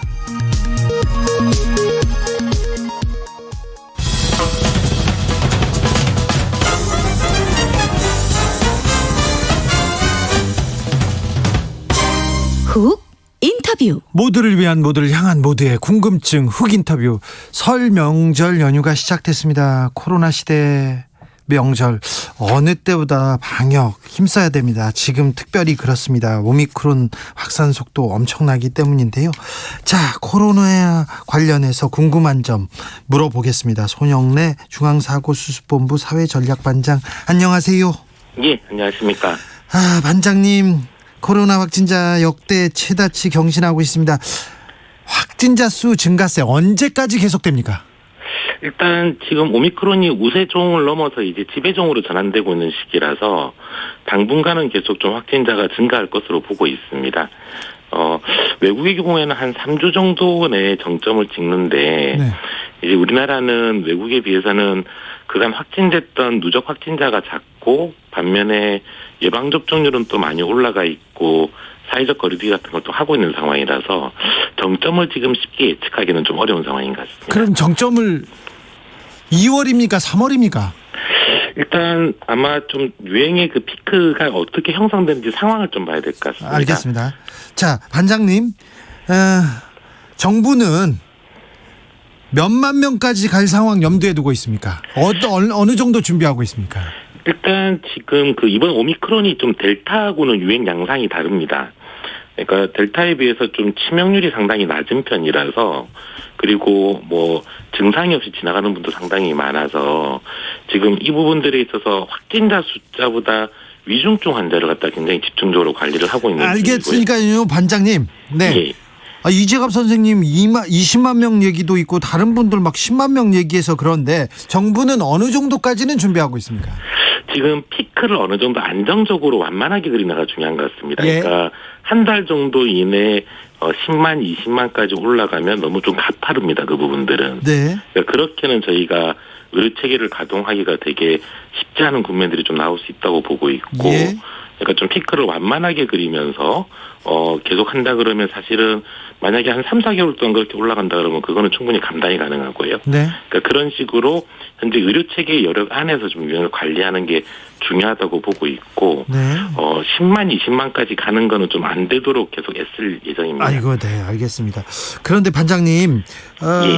지금까지도 우리 의료 체계, 우리 의료인들 엄청나게 고생하시고 희생하셨는데 이렇게 확진자 계속 나오면 의료인들이 버틸 수 있을까요? 의료 체계 여력 충분할까요? 예, 그러니까 아까 지금 델타하고 양상이 좀 다르다고 말씀드린 게 현재까지 나왔던 오미크론 확진자 한 10,000명 정도를 분석해봤더니 델타에 비해서 치명률이 한 5분의 1 정도로 나오고 있습니다. 네. 그 말은 달리 말하면 확진자가 많이 증가하는데 중증 환자가 그만큼 많이 증가하고 있지가 않습니다. 네네. 예, 작년 12월 같은 경우는 저희가 7,000명 정도 확진자가 나왔을 때 한 1,200명 정도의 중증 환자가 나왔었고, 그랬죠. 예, 그때 이제 저희 중환자실 가동률이 85%, 86% 이렇게까지 올라갔었습니다. 예. 근데 지금은 이 위중증 환자가 300명대 초반이고요. 예. 그다음에 중환자실 같은 경우는 10% 정도, 10%대가 가동되고 있어서 예. 80%가 지금 비어져 있는 상태입니다. 알겠습니다. 그러니까 이제 병원에 계신 의료진들 입장에서는 아직까지는 조금 여유가 있는 상황이고요. 네, 네. 예, 더구나 이제 저희가 이제 병원에서 계속 처리하는 것 외에 동네 병원들이 좀 의료 체계에 들어와서 역할을 좀 해주시기에 전화를 하고 있기 때문에. 그러게요. 진단 검사 체계도 바뀐다는데 동네 병원에서도 이제 의료 체계를 동네 병원으로 전환한다는데 이건 어떻게 되는 겁니까? 예, 그렇습니다. 이제 진단검사 체계가 크게 두 개가 변하게 됩니다. 하나는 너무 확진자가 많이 나오면서 검사 수요가 많이 증가하기 때문에 PCR 검사를 좀 우선순위를 정해서 하게 되는 변화가 첫 번째 큰 변화입니다. 그러니까 60세 이상이라든지 고위험군 같은 경우는 지금처럼 바로 PCR 검사를 받으실 수가 있는데 이제 일반적인 이 고위험군이 아닌 분들은 신속항원 검사, 자가검사 키트를 먼저 해봐서 양성이 나오는 경우 PCR 검사가 가능해지는 게 첫 번째 변화입니다. 네. 그리고 두 번째 변화는 이제 이런 검사를 저희 그 보건소의 선별진료소나 임시선별검사소 외에도 동네 병원들도 적극적으로 이제 참여하기 시작해서 좀 이상하시면은 지정된 동네 병원에 가시면 검사를 하실 수 있게 되고 치료까지도 이들 동네 병원에서 함께 좀 맡게 돼서 재택 치료도 이 동네 병원에서 함께 관리를 하는 쪽으로 전환되게 됩니다. 반장님, 자가 검사 키트, 신속 항원 검사 정확도 믿을만 합니까? 일단 이 PCR 검사에 비해서는 분명히 정확도가 떨어지는 좀 한계는 있습니다. 이게 음성에 비해서 음성으로 나오는 경우는 뭐 PCR보다는 조금 떨어지지만 그래도 상당히 정확한 편인데 양성으로 나오는 경우는 이른바 가짜 양성이 상당히 많습니다. 그래서 지금 저희 체계가 음성이 나오면은 이제 그래도 그걸 바로 음성으로 인정을 해버리고 양성이 나오면 확진됐다고 하지 않고 PCR 검사를 한 번 더 해서 PCR에서 양성이 나와야지 확진되는 체계로 지금 가게 되는 것입니다. 알겠습니다. 반장님 그러면요. 음성 나와도 증상이 있어요. 아파요. 그러면 PCR 검사 바로 받아야 됩니까? 일단 그 음성은 어느 정도 정확도가 있다고 보기 때문에 음성이 나왔을 때는 그 경우에는 다른 가능성들이 조금 더 있다고는 보여집니다. 네. 다만 이제 혹시 모르니까 마스크 착용이라든지 이런 부분들은 좀 예방적으로 좀 지켜주시는 게 좀 낫지 않을까 생각은 듭니다. 제 친구 중에 항상 자기는 조금만 추워도 이렇게 나 코로나 걸린 것 같아. 그래서 검사 받고요. 난 조금만 컨디션이 안 좋으면 이거 코로나 아닌가. 그래서 또 검사 받고 그러던 친구가 있는데요. 예. 이거는 잘못된 거죠. 그러니까 이게 PCR 검사를 무한정 할 수 있으면 사실은 그게 별 문제가 없으실 건데 네. 저희가 이제 하루에 PCR 검사를 할 수 있는 건수가 한 80만 건 정도 됩니다. 지금 거의 한 60만 건 가까이 지금 소화를 시키고 있는 중이라서 네. 여기서 좀 더 검사량이 증가하기 시작하면 PCR이 이제 부족하기 시작하게 됩니다. 근데 그런 점 때문에 아까 말씀드린 것처럼 지금 중요한 것은 고위험군을 빨리 치료해드려서 중증과 사망을 막는 거기 때문에 네. 이제 PCR을 고위험군에 집중하고 방금 말씀하신 그런 경우는 신속 항원 검사를 통해서 좀 체크를 하시도록 이제 유도하는 체계가 되겠습니다. 자, 신속 항원 검사를 받아야 된다. 이런 증세가 있으면 꼭 자가 검사를 한번 받아봐라. 이런 좀 특별한 증세가 있습니까? 오미크론은? 오미크론이 델타보다 증상의 좀 특이성이 더 떨어집니다. 떨어지네요. 그러니까 이게 연구된 바에 의하면 폐까지의 침투가 다소 델타보다 약하다라고 보고 있어서 폐렴 같은 어떤 중증 증상보다는 그러니까 목 주위에 있는 목이 아프다든지 네. 혹은 이제 목감기와 유사한 증상이라든지 이런 증상들이 좀 많이 나타난다라고 보고가 되고 있고. 목. 예, 그 외에 이제 델타에서 보였던 증상들도 나타나는 경우도 있고, 후각상실 이런 것도 좀 나타난다고 되어 있고, 네. 근데 오히려 많은 경우는 오히려 무증상으로 지나가는 경우가 꽤 많다라고 지금 보고되고 있습니다. 네, 알겠습니다. 반장님, 예. 이번 명절은 어떻게 보내세요? 이번 명절이 사실 오미크론이 지금 지배종이 되면서 굉장히 이 유행이 확산되는 시기라서 예. 사실은 감염의 위험성 자체는 상당히 높은 상황입니다. 이게 중증도가 좀 떨어진다고는 하지만 아무래도 고령층이라든지 미접종자들한테는 이 중증화율이나 치명률이 높을 수 있기 때문에 그 때문에 사실은 저희가 계속 이 기성이나 귀향, 여행 등을 좀 최대한 자제해 주십사라고 부탁을 드리고 있고 특히 부모님이 3차 접종을 하지 않으신 경우 3차 접종을 하지 않으신 경우는 그 경우에는 정말 귀성이나 귀향을 안 하시는 게 안전하다라고 좀 판단이 듭니다. 알겠습니다. 반장님도 좀 쉬셔야 되는데 명절 때. 아닙니다. 네. 항상 명절 전에 이렇게 예. 네, 인터뷰하고 좀 항상 죄송하고 감사하고 그렇습니다. 예, 아닙니다. 감사합니다. 네, 고생 많으신데 더 고생해 주세요. 예, 감사합니다. 네, 새해 복은 반장님이 더 많이 받으십시오. 예, 감사합니다. 새해 복 많이 받으십시오. 네, 지금까지 손영래 사회전략반장이었습니다. 대선을 향해 외쳐라. 하루 한 소원. 주진우 라이브 청취자들이 보내주신 정치권에 바라는 소원. 하루에 하나씩 정치권을 향해 날려드립니다. 오늘의 소원은 4258님. 사람을 살려내는 정치가 펼쳐지길 소원합니다. 먹고 즐기고 사랑하고 살아가기에 충분한 대한민국이기를. 대선까지 D-41 하루 한 소원. 다음 주도 기대해 주세요.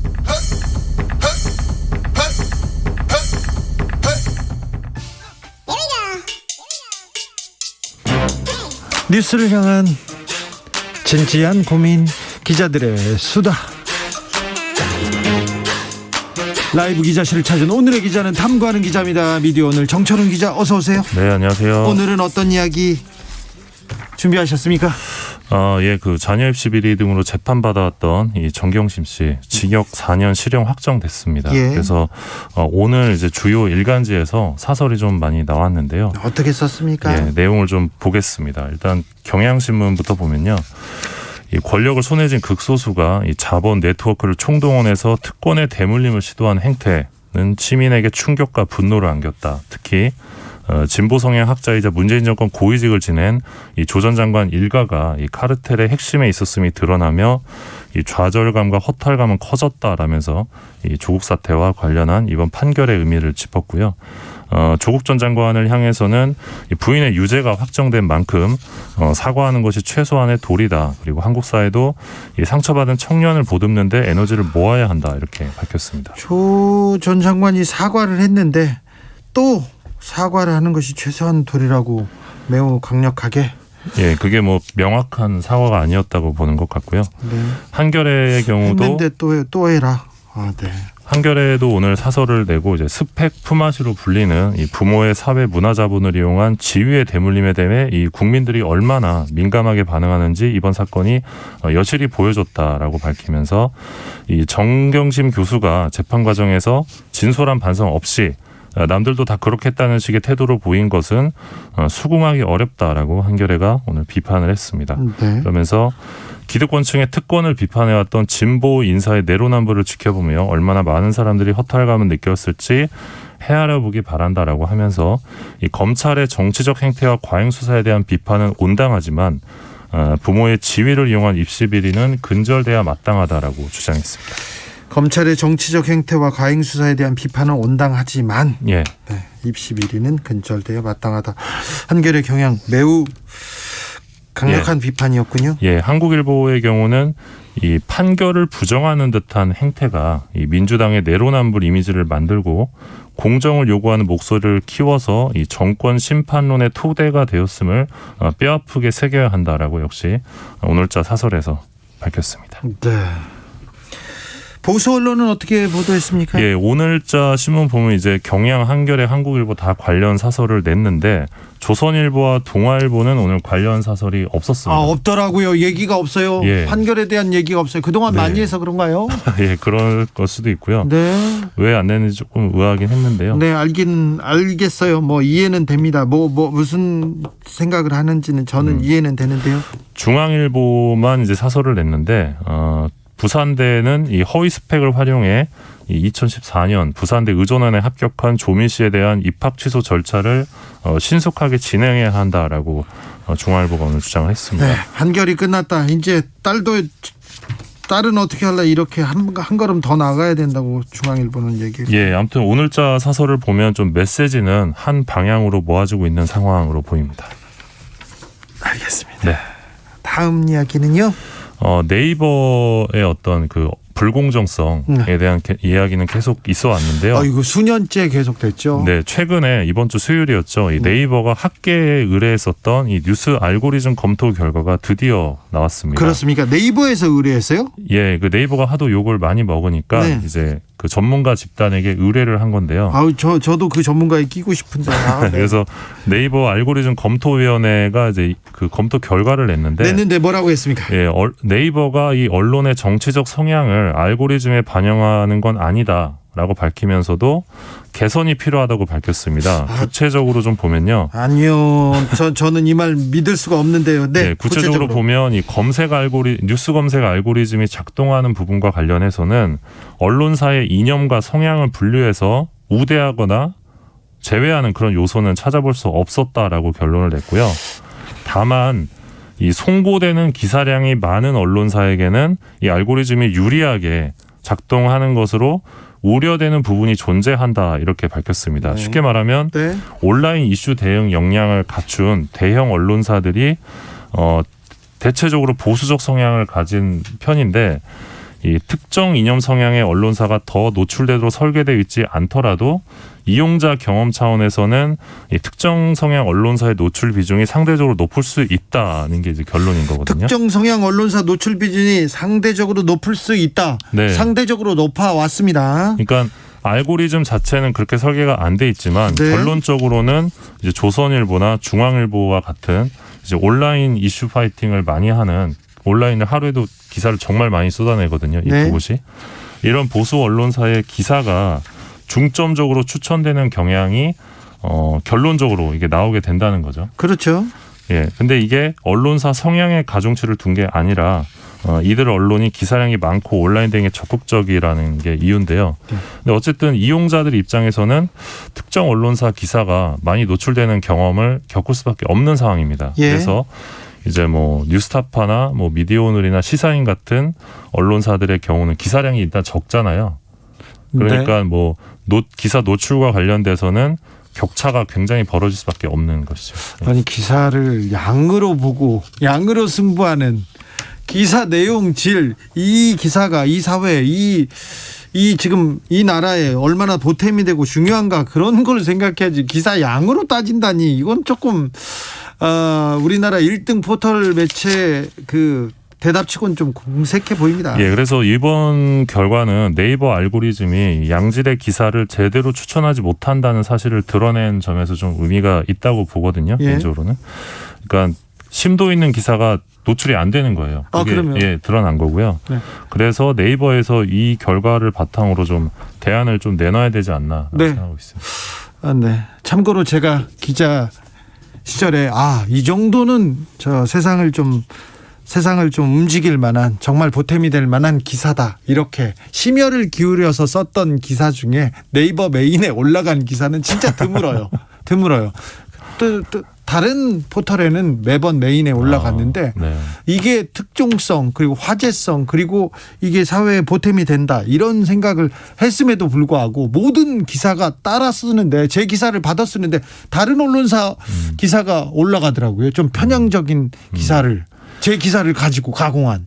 그러니까 그런 의심을 네이버가 자초한 측면도 있다고 봅니다. 네. 그래서 좀 사용자들과 적극적으로 좀 소통해야 되지 않을까 네이버가 네. 생각하고 있습니다. 네. 네이버는 제 경력 위조에도 동원돼 가지고 제 경력 학력 위조범으로 저를 몰았던 경험도 있어 가지고요. 네.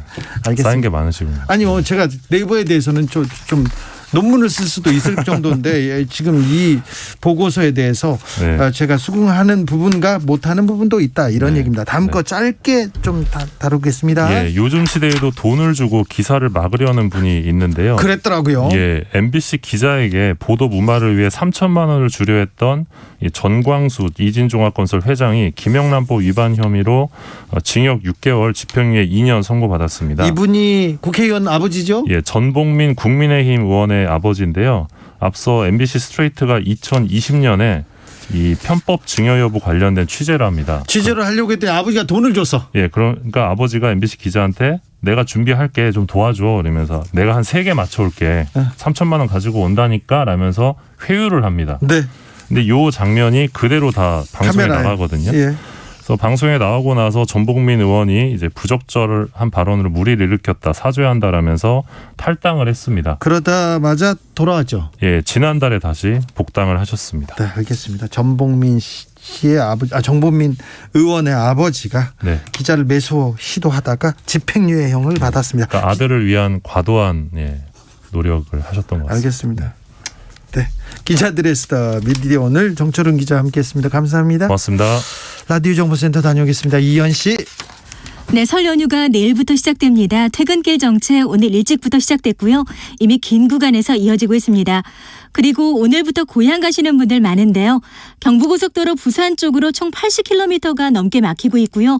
이 중에서도 북천안에서 청주까지 정체가 무려 43km 구간에서 이어지고 있는데요. 서울 요금소에서 청주까지 가는데 2시간 정도 필요하겠습니다. 서해안고속도로 목포 쪽으로는 아직 크게 어렵지 않습니다. 서평택에서 서해대교까지 4km 정도 막히는 모습이고요. 중부 내륙고속도로 창원 쪽인데요. 여주에서 감곡까지나 문경 2터널 부근에서 진남 터널 쪽으로 막히고 있습니다. 수도권 제1수단고속도로 일산에서 구리 쪽입니다. 통일로부터 정체가 심한데요. 의정부 쪽으로 가는데 20km가 조금 안 되는 구간에서 정체가 이어집니다. KBS 교통정보센터였습니다.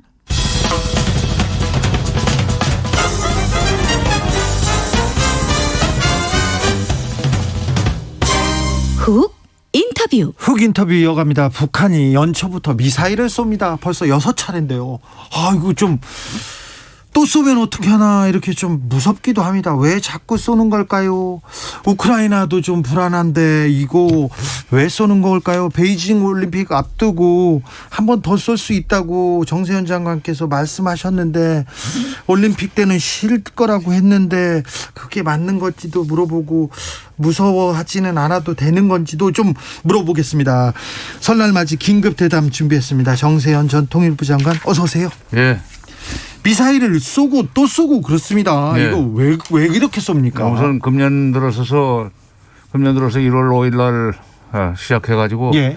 어제까지 예. 주일까지 6번에 걸쳐서 꼭 10발을 쐈습니다. 예.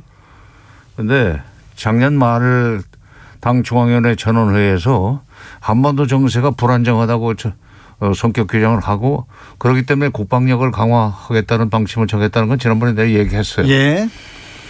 그래서 연초에 쏘려고는 기대를 했고 예.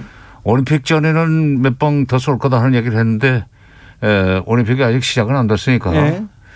그런데 이게 왜 그러는가. 금년 1월 19일 날 지금부터 한 일주일 전이죠. 일주일 좀 더 됐네요. 당 중앙위원회 정치국 회의를 열어가지고 예. 거기서 상당히 의미 있는 결정을 했습니다. 네. 미국이 지금 6월 12일 날 2018년 싱가포르에서 합의했던 군사적 훈련 중단 그 약속 깨고 뭐 수백 차례 군사연습을 했다. 합동 군사연습을. 그리고 미국이 그런 약속을 지키지 않는 상황에서는 우리도 북한도 미국한테 약속했던 소위 그 핵실험 중단, ICBM 발사 중단 두 가지 소위 모라토리움 이거를 굳이 지킬 필요가 없다. 그걸 깰 수 있다 하는 결정을 했고 두 번째는 미국이 계속 북한을 악마화하면서 적대 정책을 계속하는 조건에서는 국가의 존엄을 지키고 국권과 국익을 계속 수호하기 위해서는 놀라울 만한 무기를 계속 개발할 수밖에 없다는 걸 또 결정을 했어요. 두 가지. 그러니까 핵실험과 미사일 발사 중단하는 것도 이제 취소. 네. 언제든지 할 수 있다. 네. 또 미국의 대북 적대시 정책이 계속될 수밖에 없다면 앞으로 그 전망이 그렇게 쓰는데 그렇다면은 북한으로서는 국가의 존엄과 국권 국익을 지키기 위해서 믿음직한 무기를 계속 개발해 나갈 수밖에 없다. 네. 그게 바로 지금 믿음직한 무기의 일환이 1월 달에만 지금 6번에 걸쳐서 쏘아 올린 10발의 미사일입니다. 네. 북한이 이렇게 한반도 정세가 좀 불안하다 이렇게 보는 이유는 뭡니까? 미국이 지금 뭐 계속 대중 압박 정책을 강화해 나가고 있기 때문에 미중 간의 갈등이 심화되다 보면은 한반도에서 군사적 긴장이 고조될 수밖에 없다는 판단을 하고 있을 겁니다. 네. 또 하나는 뭐 우리 잘못이라고 하는 얘기는 아니지만은 어쨌건 문재인 정부 들어서서 미국의 전략 자산 같은 것이 많이 우리 여기 배치가 됐어요. 네. 또 우리가 국방 예산을 많이 증액을 해가지고 군사력 증강했죠. 군사력 증강했죠. 그게 북한한테는 굉장히 겁나는 일입니다. 네. 그러니까 그런 것을 전부 다 이제 군사적 정세, 한반도 정세 불안정의 원인이라고 규정을 하고 거기에서 자기들이 당하지 않으려면 선제적으로 나를 건드리면은 가만히 있지 않겠다는 신호를 계속 보낼 필요가 있어서 쏘는 겁니다. 네네. 1719님께서 우리도 대응 차원에서 북한이 놀랄만한 미사일 좀 쏘면 안 됩니까? 이렇게 물어봅니다. 대선 후보들 대북 메시지 점점 강경해집니다. 윤석열 후보 선제 타격, 안철수 후보 전술핵 비핵화 전에 종전선언 반대 이렇게 얘기 나오고 있어요. 전술핵 미국이 놔줘야 돼요. 예. 미국이 재배치해 줘야 되니까 근데 미국이 그렇게까지 해가면서 북한의 그 핵과 미사일 개발을 중지시킬 생각은 없습니다. 네. 그러기로 했으면 벌써 지금 그런 식으로 정책을 추진했어야 되는데 그건 안 되는 거고 선제 타격이 현실적으로 불가능하다는 얘기는 제가 다른 데서 여러 번 얘기를 했는데 선제 타격권은 우리한테는 없어요. 네. 미국이 가지고 있어요. 왜냐? 네. 한국에 대한 작전 지휘권을 주한미군 사령관이 가지고 있지 않습니까? 네. 그러니까 북한이 무슨 남쪽을 상대로 해서 미사일을 쏘거나 할 때도 이걸 거기에 대응해서 우리도 미사일을 쏘아야 되느냐 말아야 되느냐는 결정을 우리 합참의장이 못한다 이거예요. 네. 주한미군 사령관이 대응을 하는데 만약 그렇게 대응해가지고 싸움이 크게 벌어져서 3차 대전으로 번질 것 같으면 미국은 한 방 맞고 끝내자고 그럴 거예요. 네. 왜냐하면 지금 미국이 중국도 압박해 들어가야 되는데 아까 조 기자 얘기했듯이 우크라이나 문제 때문에도 지금 굉장히 그 사람들이 신경이 곤두서 있습니다. 말하자면 우크라이나에서 미국과 소련의 대결이 지금 첨예화되고 있는 상황에서 북한 때문에 그 자기네들의 군사력을 갖다가서 분산시키는 그런 효과를 기대할 수가 없죠. 네. 그래서 선제 타격 우리는 못하고 우리도 미사일 쏴버리면 되는 거 아니냐 그러지만 우리도 미사일을 근데 북한이 근데 남쪽을 상대로 해서 미사일을 쐈다면 우리도 당연히 그 대응을 했어야 되는데 주로 제가 동해상으로 쏴요. 네. 동해상으로. 예. 그래서 바다에 떨어진단 말이야. 네. 방향을 남쪽으로 털지도 않고 서남쪽이나 동남쪽으로 털지도 않고 쏘는데 거기다 대고 우리가 미사일을 북쪽을 향해서 쏘는 거죠. 그렇다고 우리도 동해상으로 뭐 미사일을 쏘거나 그럴 수가 없는 것이 남쪽으로 내려면 동해의 길이가 좁아가지고 잘못하면 일본 쪽으로 떨어지게 돼 있단 말이에요. 네. 예, 그래서 우리가 지금 그 북한의 미사일 발사에 대응하기 위해서 우리도 미사일 쏘자 그런 것은 이 지정학적 그 특성 때문에 현실적으로 선택하기 곤란한 선택입니다. 윤석열 후보가 압도적인 힘으로 북한을 굴복시키겠다 이런 생각이 안보관의 핵심인 것 같은데요. 압도적인 힘으로 굴복시키겠다고는 그 말이 북한으로 하여금 앞으로 점점 더 그래 압도적인 힘으로 굴복시키겠다면은 우리도 압도적인 힘으로 너희들을 굴복시키겠다 하는 식으로 해서 군비 경쟁 시대로 들어갈 겁니다. 그러니까 그거는 윤석열 후보가 압도적인 힘이라는 건 듣는 사람한테는 굉장히 시원하고 좋지만 속 시원하죠. 예. 할 수 있을 거예요. 그러나 그렇게 되면 한반도는 완전히 군비 경쟁의 마당이 돼버려요. 네. 그렇게 되면은 우리도 그걸 대응하기 위해서 또 군사력에 계속 투자를 해야 되고 그러면 국가 예산은 한정되어 있는데 국방 예산에다 돈을 들이 쏟아 부으면 경제는 진짜 그야말로 손은 누가 키웁니까? 경제는 어떻게 하고 복지는 어떻게 합니까? 그건 하나만 알고 둘을 모르는 얘기예요. 그러니까 그건 북한이 그런 짓을 못하게 하는 것은 그 외교를 통해서 한미 간의 협력을 통해서 협상으로 뭐냐면 핵 문제 해결을 위한 미북 간의 협상이 시작되도록 하고 남북 간의 또 대화를 통해서 북한이 그 미국을 상대로 해서 그렇게 도발적인 행동을 하지 않도록 잘 관리를 해나가는 게 대책이지 압도적인 힘으로 찍어 누르겠다 그거는 그 상황을 더 악화시키는 정책일 겁니다. 그게 실제 정책으로 옮겨진다면 우리 국민들 아마 불안해서 살기 어려울 거예요. 증권시장 당장에 춤출 겁니다. 네. 증권시장. 남북 대화가 이루어지고 북미 대화가 이루어질 때 평화가 흐를 때는 그때는 미사일 안 쐈는데 핵실험 그런 것도 없었는데 7294님 그런데 북한에게 따끔하게 채찍질 하는 사람 어디 없습니까? 핵탄두 미사일이 날아오는데 언제까지 북한을 신뢰할지 안타깝습니다. 얘기해 주십니다. 지금 핵탄두까지 실어가지고 날리지는 않았어요. 네네네. 그거는 잘못된 말이고요. 그건 잘못된 거고 네. 미사일은 쐈는데 미사일을 동해상으로 계속 쏘는 거에 주목할 필요가 있다니까. 예. 그러니까 남쪽을 그 겨냥한 것도 아니고 그렇다고 일본을 직접 겨냥한 것도 아니에요. 위협은 아니고 그냥 쏘아만 그렇지. 쏘고. 그러면서 우리 이런 힘이 있다. 각도를 달리하면 너희를 맞출 수 있다는 이야기는 되지만 그거를 그리고 그것은 대상이 우리가 아니에요. 솔직한 이야기로. 네. 대한민국이 아니고 미국도로 지금 너희 지금 중국 때문에 정신없고 우크라이나 때문에 정신없어가지고 우리 문제는 북한 문제는 깨끗이 잊어버린 것 같은데 나 좀 봐주라. 나 좀 봐주라. 네.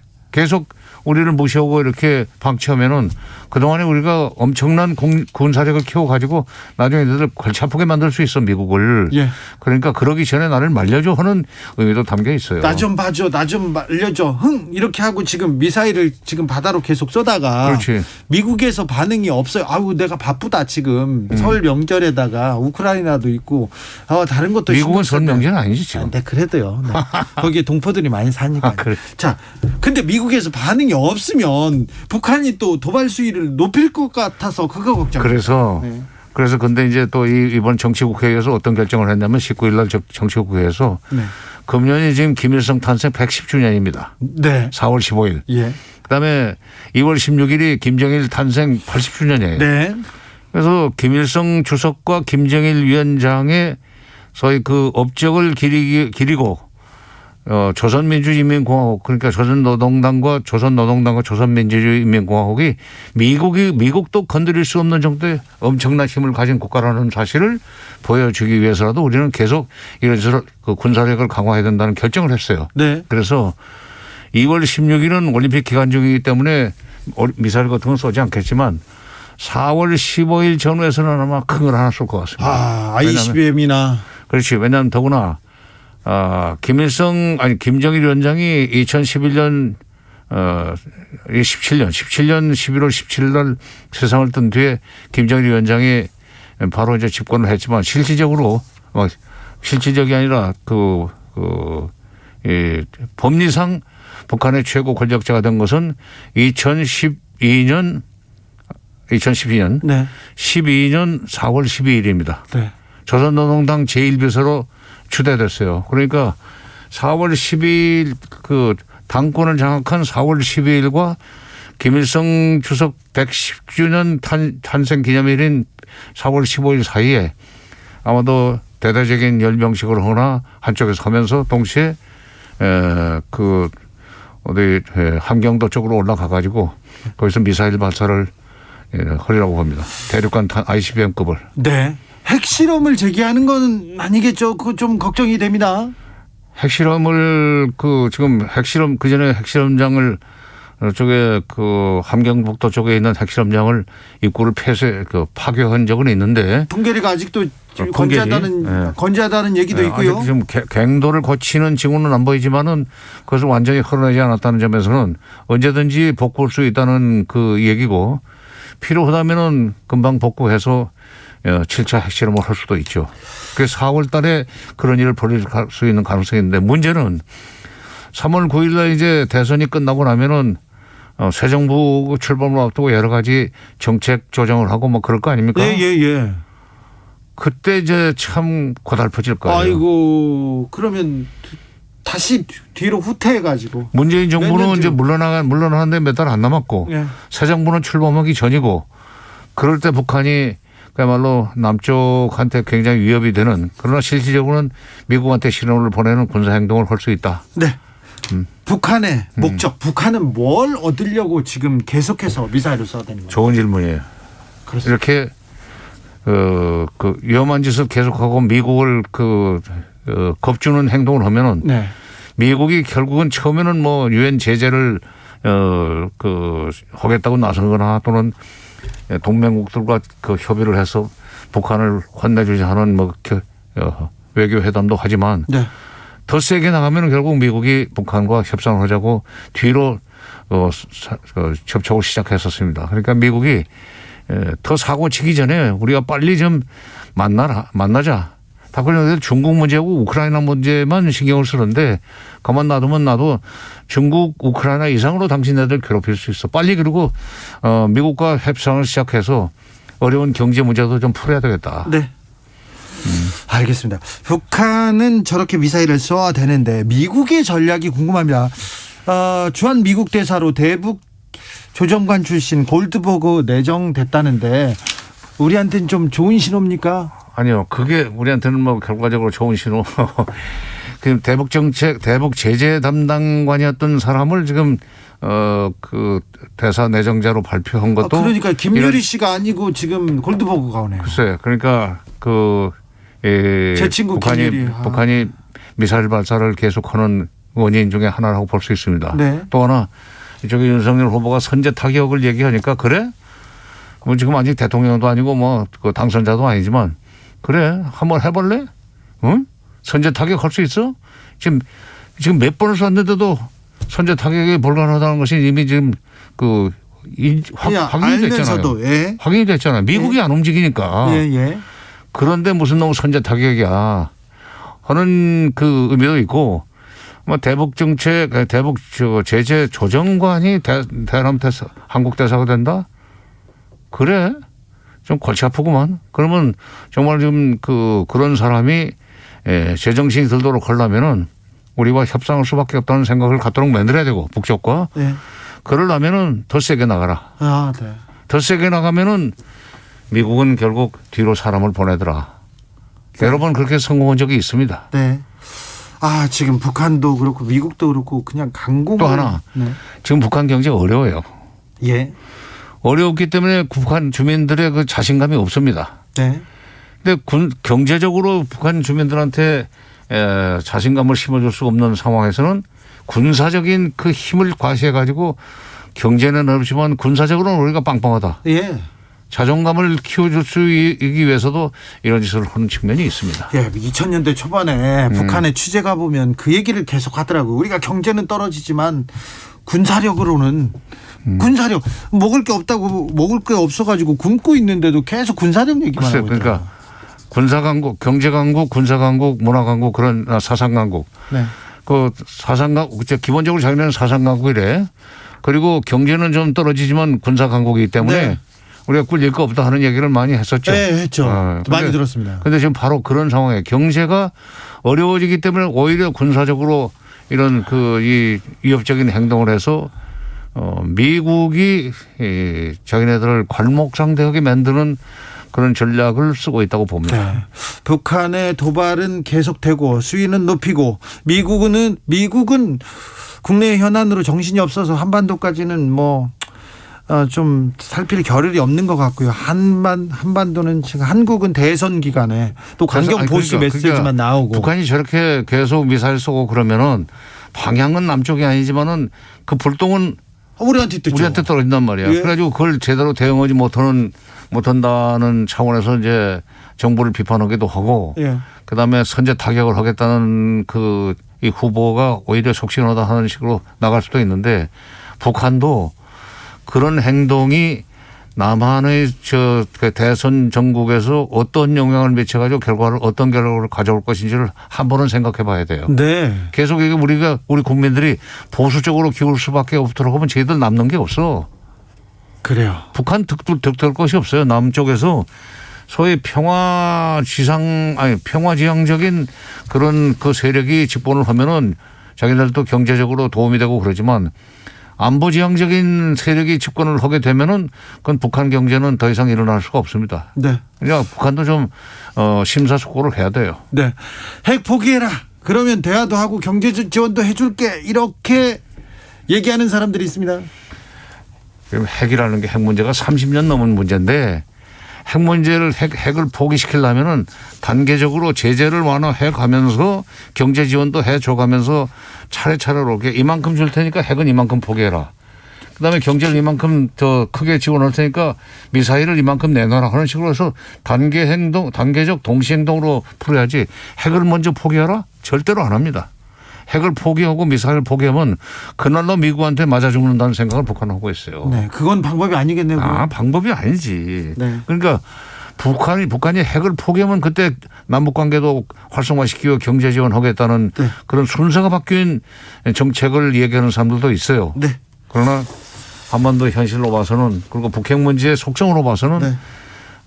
이 제재도 조금씩 해제해져 가면서 그만큼 북핵 문제가 속도를 내도록 하고 그런 식으로 소위 선 제재 해제 네.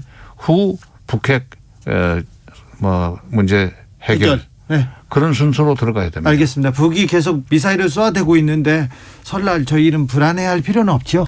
이게 상대가 우선 미국이다. 네, 상대 미국한테 보여주기 위해서 쏘는 그리고 거다. 앞으로도 지금 올림픽 기간 중에는 쉬겠지만은 네. 앞으로 또 2월 16일 날 큰 열병식을 하면서 네. 대단히 그 위력적인 무기를 선보일 겁니다. 선보이고 4월 15일 전후에서는 한 방 쏠 거고. 네. 알겠습니다. 그 다 일정이 정해져 있기 때문에 네. 놀라지 말고 네. 오히려 미국이 빨리 저런 북한을 달려가지고 협상으로 끌고 나올 수 있도록 한미 간의 협의를 긴밀하게 해나가야 됩니다. 알겠습니다. 말씀 잘 들었습니다. 예. 지금까지 정세현 전 통일부 장관이었습니다.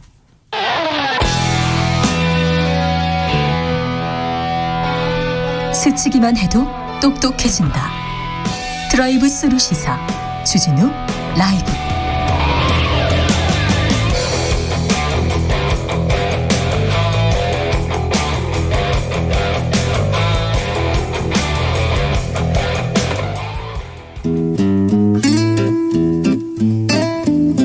현실의 불이 꺼지고 영화의 막이 오릅니다. 영화보다 더 영화 같은 현실 시작합니다.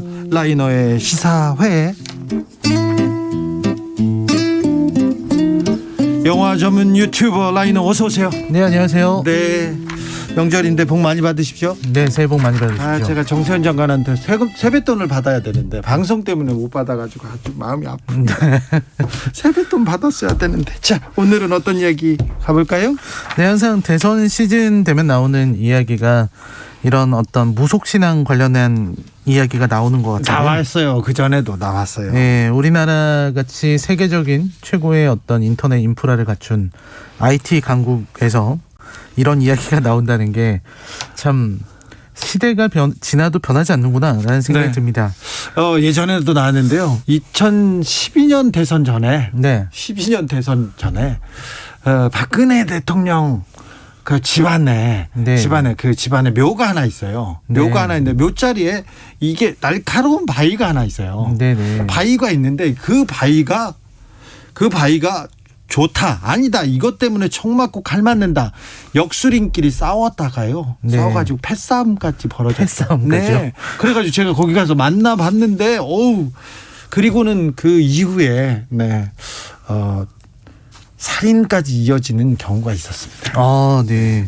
아주 심각한 경우가 있었어요. 네, 저도 기사를 찾아보니까 수도 없이 나오더라고요. 네, 많았어요. 네, 뭐 87년 대선을 앞두고는 전두환 정권에서 무슨 청운동의 도사를 만나서 대선 날짜를 점지를 받았다, 뭐 이런 얘기도 있었던 것 같고요. 조상의 묘를 옮겼다는 얘기는 정말 수도 없이 많아서 뭐 어느 하나 말할 수가 없을 정도였습니다. 대선 앞두고는 꼭 무속 얘기 나오는 것 같고요. 또 정치인들이 중요한 선거 앞두고 무속인이나 역술인을 찾아가는 경우가 많고, 후보 본인이 그걸 거부해도 이제 부인이나 자녀들이 와서 뭐 부적을 해간다든지 이런 일들이 있다고 하더라고요. 지지자들이 대신 가서 점을 보는 경우도 있고요. 그런 경우는 지금까지 있었습니다. 영화 더킹이라는 영화가 있는데요. 네. 정우성, 조인성 검사인데. 네, 이들 여기서 되게 재밌는 장면이 굿하는 장면입니다. 대선 때. 네. 좀 대단한 장면인데, 뭐 검사들이 이렇게 우르르 정장 입고 가서 굿하다가 막 그 자리에서 신발 벗고 점프 뛰고 이런 일들이 생깁니다. 굿하는 거 보셨어요 혹시? 굿 봤죠. 굿이 몇 억짜리 굿도 있습니다. 네네. 한 번 굿이 뭐 몇 억짜리 예사입니다. 네. 3억 4억짜리도 있습니다. 엄청난. 네. 엄청난 돈인데요. 예. 네, 근데 그런 어떤 뭐 중요한 승진 인사가 있을 때라든지 이런 일 있을 때 이런 식으로 오는 경우들이 많다고 하더라고요. 네. 그러니까 정치인이나 검사들이나 뭐 대한민국에서 가장 똑똑한 사람들인데, 이런 중요한 자리에 있는 사람들이 이런 비과학적이고 비합리적인 무속에 집착할까 하는 의문이 들어서요. 오늘은 그 의문을 풀 수 있지 않을까 싶어서 아주 유명한 영화 얘기를 해보려고 합니다. 관상이란 영화입니다. 영화 관상. 네. 영화 감독이 한재림 감독이죠. 더킹 감독은요? 더킹이요? 더킹도 한재림 감독 아닙니까? 제가 갑자기 기억이 안 나요. 네, 죄송합니다. 한재림 감독의 관상. 네. 한재림 감독의 관상. 송강호, 이정재. 네. 김혜수, 백윤식 이런 배우들이 나오고요. 더킹도 한재림이었네요. 네네네. 한재림 감독이. 네, 올해도 아마 그 큰 영화 하나가 준비되어 있습니다. 어떤? 그 비상선언인가 하는 비행기 관련된 한국 영화가 하나 나올 예정입니다. 알겠습니다. 나의 촛불이라고 다큐멘터리 영화 있는데 그 작품을 연출할 뻔했던 분 중에 한 분이셨습니다. 한재림 감독. 네. 지나가겠습니다. 네, 알겠습니다. 그랬어요. 네, 그랬다고요. 예. 아무튼 아주 유명한 영화죠. 1,000만 가까이 갔던 영화고요. 네. 여기서 송강호가 이 유명한 관상가 김래경으로 나왔고요. 네. 김혜수는 기생 역할. 아이고, 네. 이정재는 수양대군 역할. 수양대군이 이렇게 딱 걸어 나오는데 이게 포스가 아이고 진짜. 네, 백윤식이 이제 김종서 역할을 맡았던 작품입니다. 예. 그리고 이제 그 김희성 씨는 이 그림자 속의 책략가죠. 네, 한명회 역할을. 네. 목을 이렇게 삐딱하게 하고 있는. 하고 또 좀 악역은 진짜 이분이. 대한민국에서 내로라 하는 분이. 그렇죠. 친일파 연기는 뭐 괜찮죠. 네네. 이번에 그 감독으로 데뷔하신다고 하시더라고요. 네, 역학 트릴로지라는 영화로도 나와서 이 후속작 궁합과 명당 같은 작품들이 나왔었어요. 역학 트릴로지가 뭡니까? 역학 3부작. 아하. 네, 그래서 관상, 궁합, 명당 이렇게 3부작인데요. 다른 영화는 모르겠고 저는 관상이 네네. 특별히 기억이 났습니다. 좀 많이 아쉬웠고요. 네, 이승기와 심은경이 나왔었고요. 예. 명당은 내용이 이제 그런 내용이에요. 그 땅의 운세를 점쳐서 네. 운명을 바꿀 수 있다 이런 내용인데 당시에 이제 그 흥선대원군과 네. 세도 정치를 하고 있었던 그 김씨 일가가 어떤 한 자리를 놓고 그 왕이 2명 나온다는 그 명당 자리를 놓고 결전을 벌이는 그런 내용이었습니다. 그 작품들 중에 특별히 또 그래도 관상이 또 관상이 워낙 유명하니까요. 네, 잘 만들어졌죠. 자, 네. 관상으로 들어가 보겠습니다. 네, 관상은 천재 관상과 내경의 이야기로 시작을 합니다. 자, 송강호. 네, 송강호인데요. 이 송강호 내경이 이제 몸도 불편한 아들 때문에 그 좀 고민을 하고 있었는데 이제 한양으로 가게 돼서 거기에서 이제 처음으로 김종서를 만나게 돼요. 아이고, 네, 당대 세도가. 네, 당대의 어떤 그 대신을 만나게 된 그렇죠. 겁니다. 이 사람을 만나게 돼서 그 의뢰를 받게 되는데 처음에 이제 테스트를 몇 번 하고 나서 관상을 봐달라. 어떤 관상이냐면 수양대군의 관상을 보고 저 사람이 역심을 품었는지 아닌지. 저 사람이 역모를 품을 인상인가 관상인가 물어보는 거죠. 그렇죠. 네. 역모를 꾸밀 사람인가. 역심을 품고 있는가. 그렇다면 어떻게 해야 되겠는가. 요거를 이제 상담을 합니다.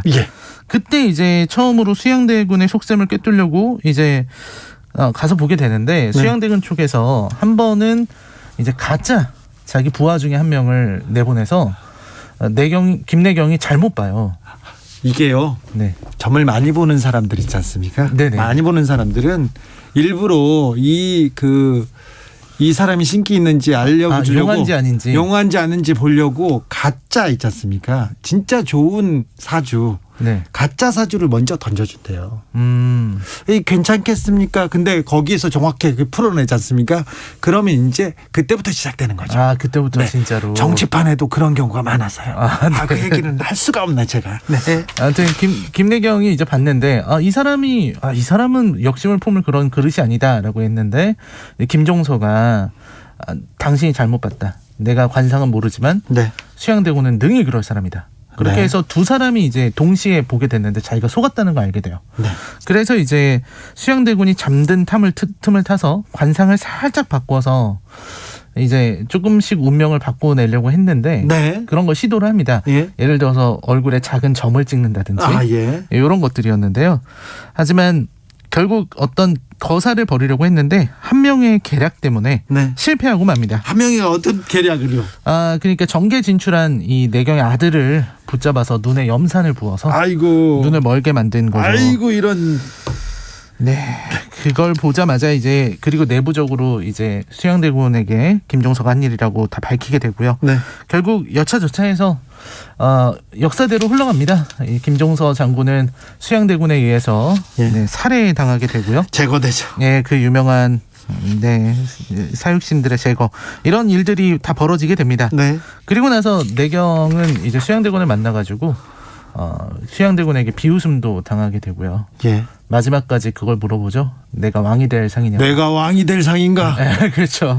유명한 대사가 나오고 그 다음에 김내경은 이렇게 결국 속세로 다시 돌아가게 되는데요. 말도 제대로 할 수 없는 상황이 됐습니다. 아니 그렇게 엄청난 재주를 가지고 있었지만 결국은 이렇게 아무리 뛰어난 재주를 갖고 있어도 이런 어떤 정치적인 이런 당시의 어떤 이런 정쟁 속에서 자기 목숨을 부지하기란 자기 한 몸을 부지하기란 쉬운 일이 아니었던 매우 거죠. 어려운 일이었습니다. 자, 라이너가 이 영화를 추천한 이유가 있을 텐데요. 네, 아까 말씀드린 것처럼 이 중요한 일을 앞둔 사람들, 뭐 정치인이나 뭐 공직자들 혹은 사업가 이런 사람들은 왜 점을 볼까? 왜 이렇게 무속에 기댈까 생각을 해보니까 뭔가 마음에 안정될 걸 찾고 있는 것 같아요.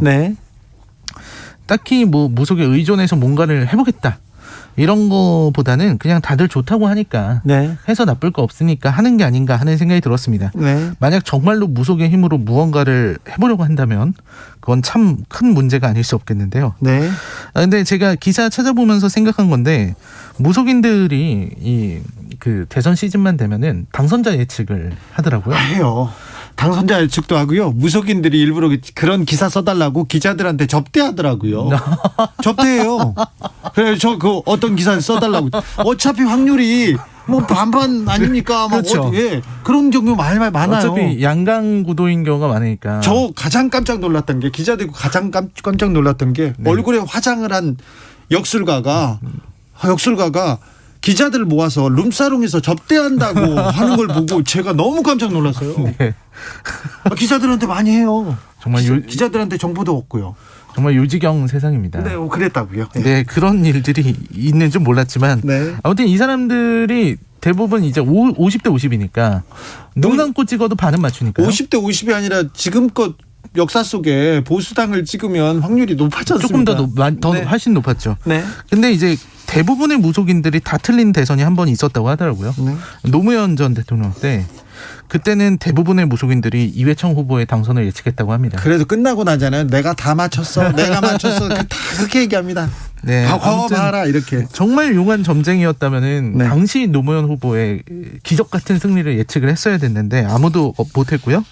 그래서 결론적으로 점은 허상이고 무속은 맞지 않으니까 재미로만 보는 게 좋을 것 같다는 생각이 듭니다. 성순정님께서 답답할 때나 일이 안 풀릴 때 가는 거예요. 이렇게 얘기하시고 조현수님 관상사주 이런 것들 결국 과거에 빅데이터를 이용한 건 통계학 아닌가요? 이렇게 얘기도 합니다. 네.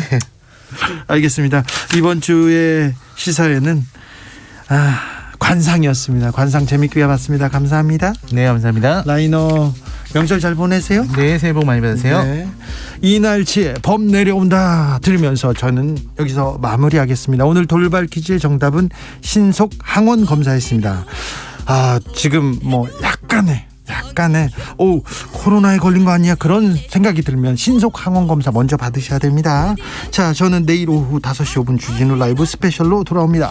지금까지 주진우였습니다. 같은 앞다리 봉화 같은 뒷발로 양기 찌우지고 새낙 같은 발톱으로 잔디뿌리 왕모래를 촤르르르르 흐치며 주홍잎 떡 벌리고 허리라